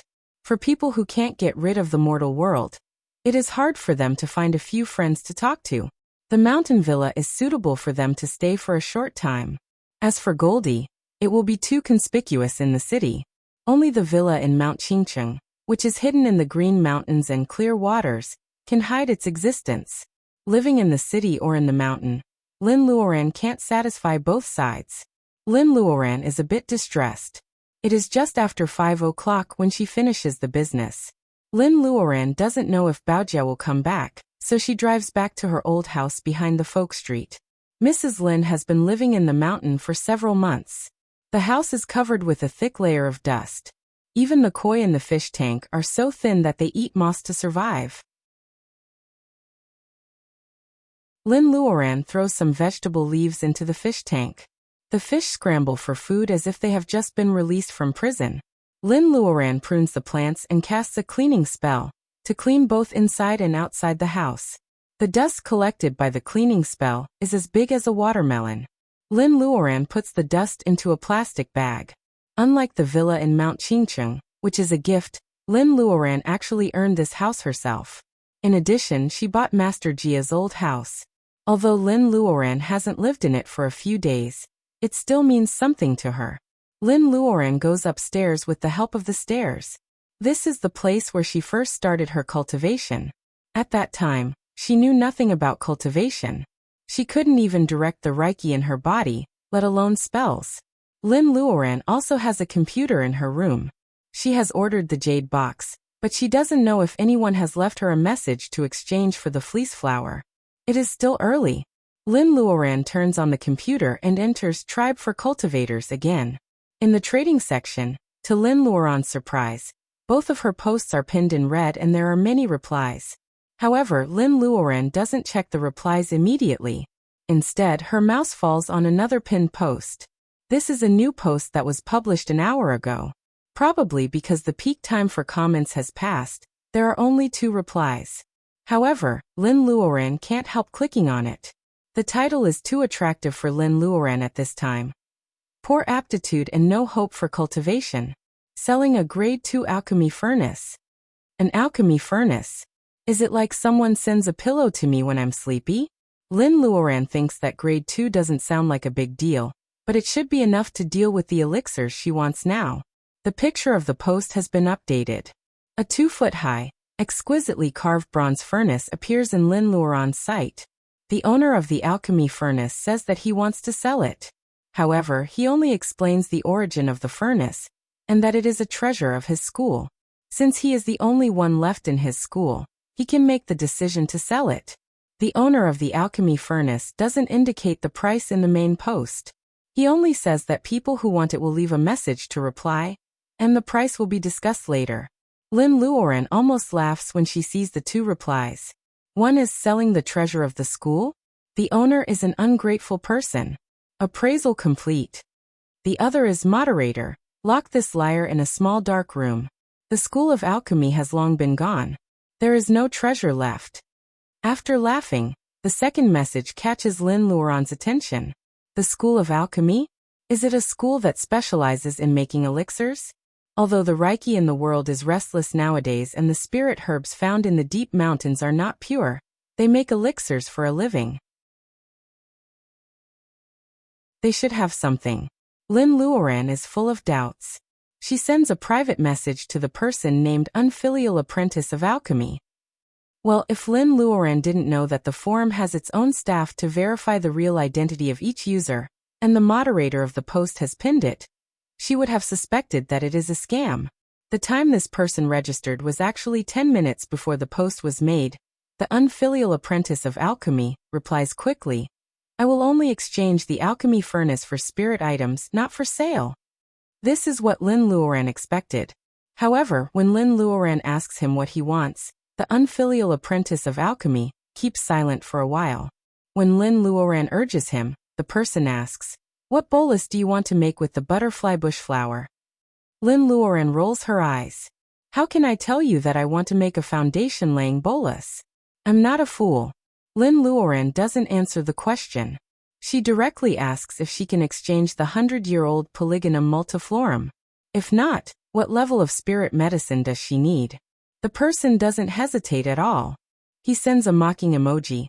I have even sold the alchemy furnace of my school. What do I need your spirit herbs for? Lin Luoran is always good-tempered, but she is also speechless. Is this an acquaintance of hers trying to make fun of her? Lin Luoran is not in the mood to talk with him. When she is about to block him, the person sends another message, which finally gets to the point. I will stop teasing you. You can have the alchemy furnace, but I want the bolus you made in the first furnace. The bolus I made in the first furnace? Lin Luoran frowns. The person asks her to give him the address quickly. Lin Luoran leaves the address of the villa in Qingcheng. When she is about to say something, the person's profile turns black. She checks and finds that the person is offline. Lin Luoran's fingers holding the mouse are stiff. This person is so strange. He didn't even tell her when to deliver the bolus. How can he be so sure that she will give him the first furnace?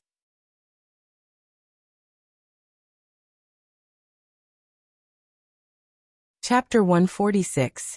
Both of her posts have received more than 100 replies. Lin Luoran wonders how there are so many cultivators in the state of Wuxia.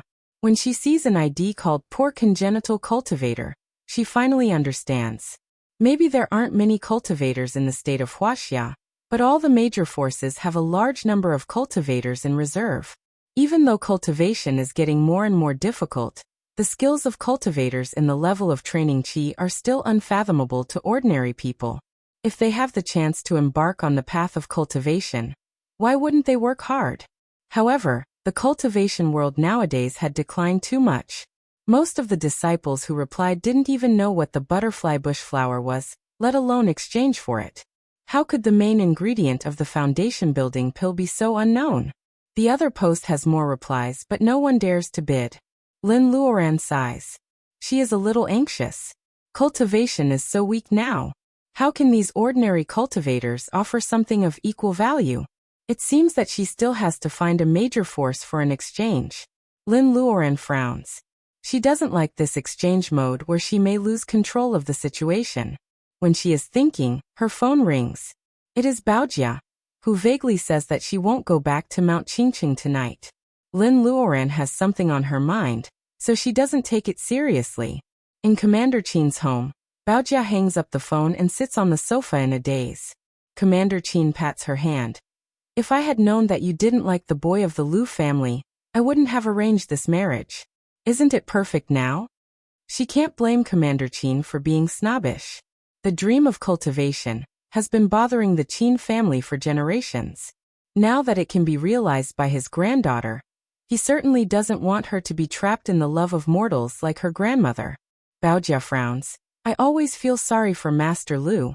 She doesn't expect that Lu Jing comes to the courtyard today to break off the engagement. Baojia doesn't think that it is a shame for her to break off the engagement. Instead, she knows the importance of this marriage to the two families. The higher her status is, the tighter the Lu family will be with the Qin family. How can the Lu family agree to break off the engagement? Master Lu must be here on his own. Commander Qin is determined to kill again. Ever since the incident with Zhou Yaowei, he is sure that the Lu family is the kind of family that can only share wealth and not adversity. Even if Lu Jing doesn't come to break off the engagement, he will never agree to this kind of marriage. Only Lu Sanchun, who accidentally hears about breaking off the engagement, is smiling all day today. People in the troop all say that Mr. Lu's good news is coming, and they will have a good life in the future. So the whole troop is happy today. When Lin Luoran returns to the villa on Mount Qingqing alone, it is already dark. After dinner, Li Xier tells Lin Luoran that Goldie hasn't flown for 2 days. She asks Lin Luoran to take it for a ride. This is a very considerate suggestion. Lin Luoran doesn't doubt it. She really wants to take Goldie for a ride. Lin Luoran waits for another few hours.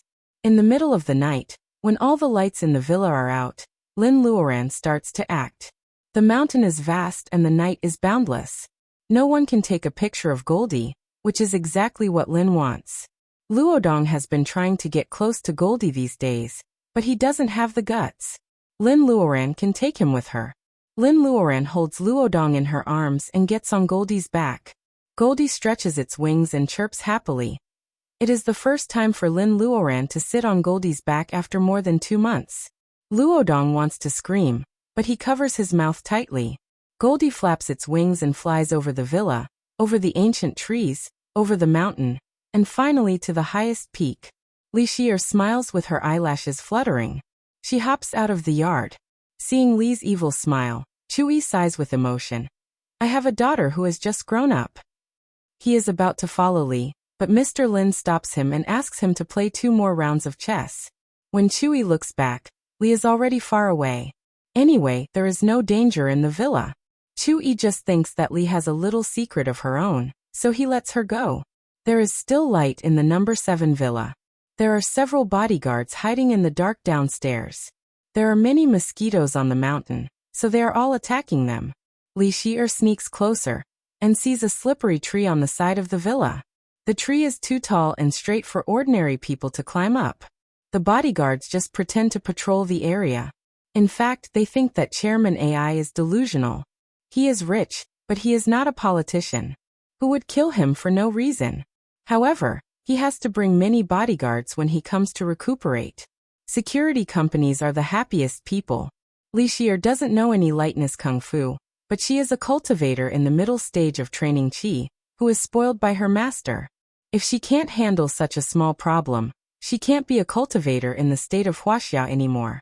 After coming back from the secret land, Li Xier ponders over the painful experience, and finally removes the small copper bell from the bundling rope.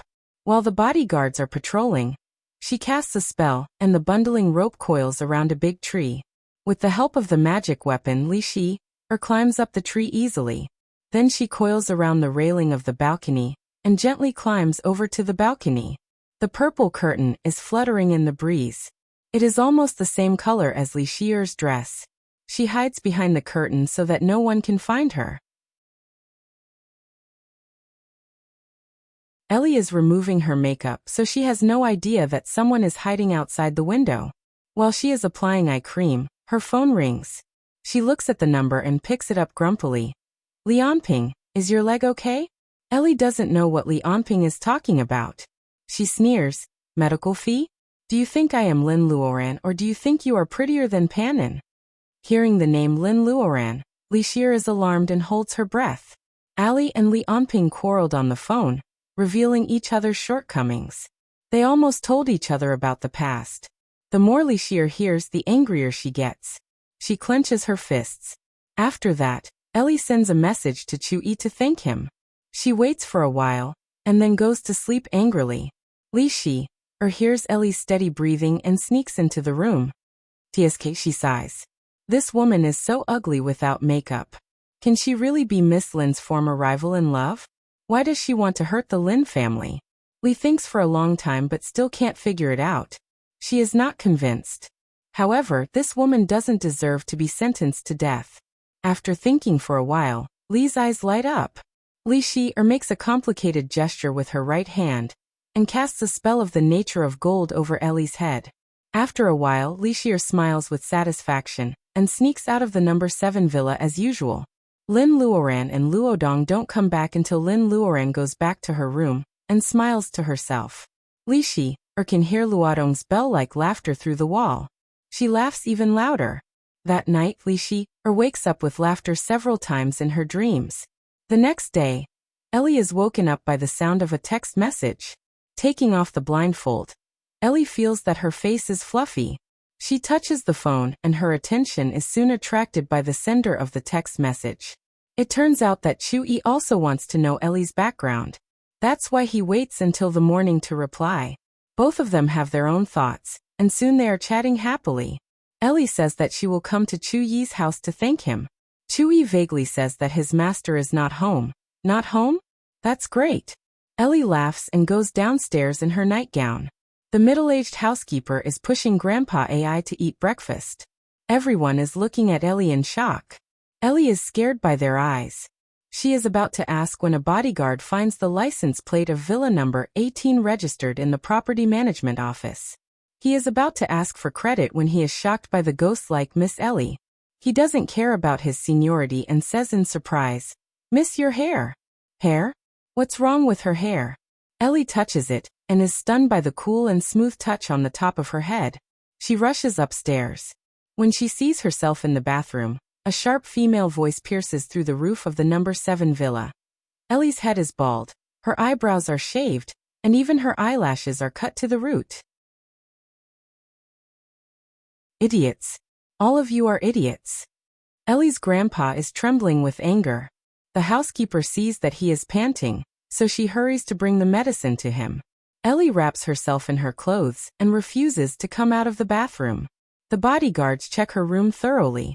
They find nothing except her hair scattered all over the bed. Footprints? No. Fingerprints? No.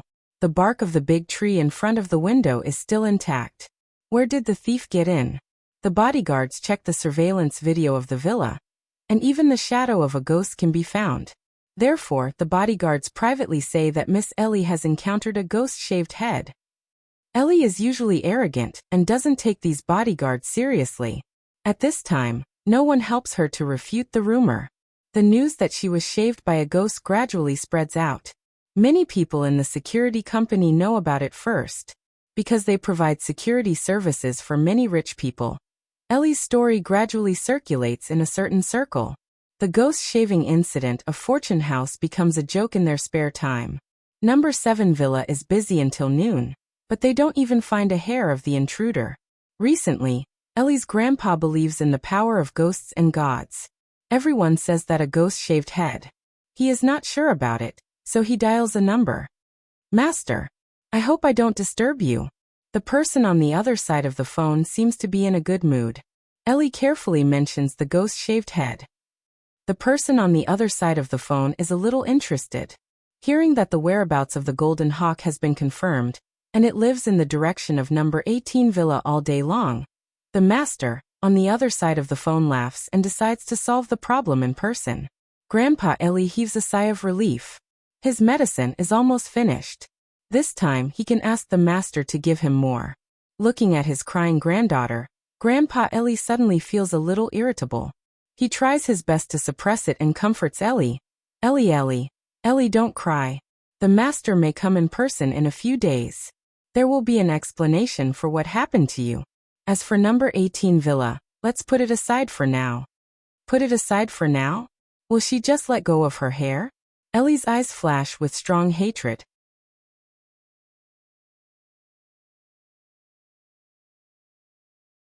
Chapter 147.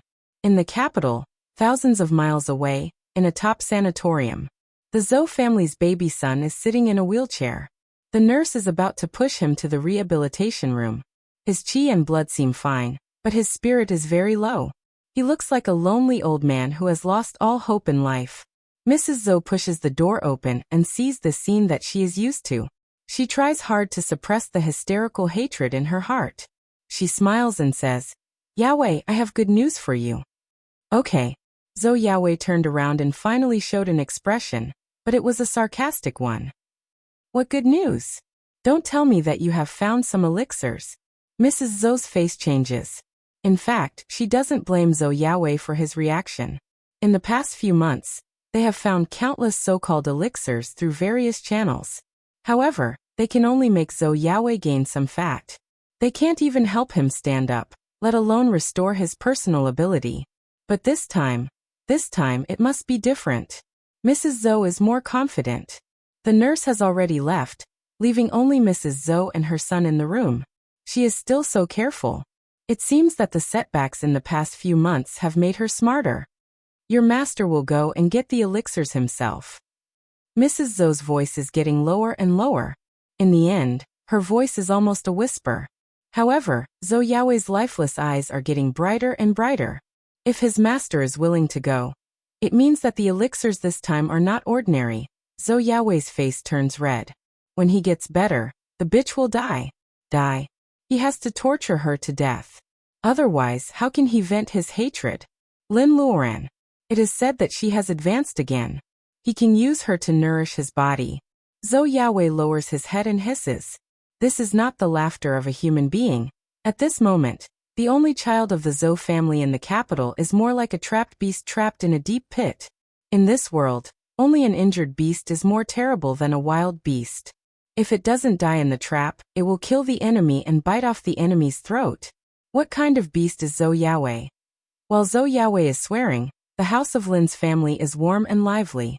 She did not know if there was a specialized logistics company for the transactions on the forum, but the alchemy furnace that she had ordered yesterday had actually arrived. There is no need to hide the fact that there are transaction records on the BBS. Lin Luoran opens the package, and everyone gathers around to have a look. The body of the cauldron was bronze in color, and there were carvings of the Cheongqi beast on both sides. It was said that this was a gluttonous divine beast, and fighting with it for food would not end well. Thus, it was used to guard the cauldron and pray for a higher rate of core formation. The furnace is smaller than it looks in the picture. In addition to the alchemy furnace, there is also an instruction manual printed on A4 paper, which explains several simple spells to start the furnace. Lin Luoran has a photographic memory. After memorizing the instructions, she burns the paper into ashes. Following the spell, she tries to inject fire reiki into the furnace. The lid buzzes and is finally opened by Lin. Chu Yi doesn't want to arouse suspicion, but Li Shi almost sticks her face into the furnace. The inside of the furnace is not a simple container. There are many small compartments on the inside of the furnace, and each compartment is connected to a small round table in the middle. Lin Luoran can't see the more complicated structure at first glance, but she can tell that the compartments are the devices to put all kinds of herbs, and the holes are for the herbs to flow into the round table. and then condense into boluses. There are many steps in the process. No matter how sophisticated the alchemy furnace is, there are still more steps that the alchemist needs to master. Lin Luoran thinks that the novel is deceptive, and she remembers her experience of making the Skin Beauty bolus last time. Maybe the two kinds of boluses are of different levels, but on a deeper level, there should be no conflict between the two kinds of boluses. Putting away the alchemy furnace, Lin Luoran remembers that she signed up for Luodong. Of course, Mr. and Mrs. Lin didn't object to it.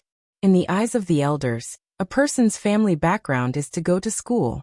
Otherwise, they wouldn't have supported Lin Luoran all the way to college even though their family was poor. Thinking of Luodong going to school, Lin Luoran remembers the great wish she made in the underwater palace. Although it is not that exaggerated, it is necessary for her to learn the words of the past generations. There is no end to learning.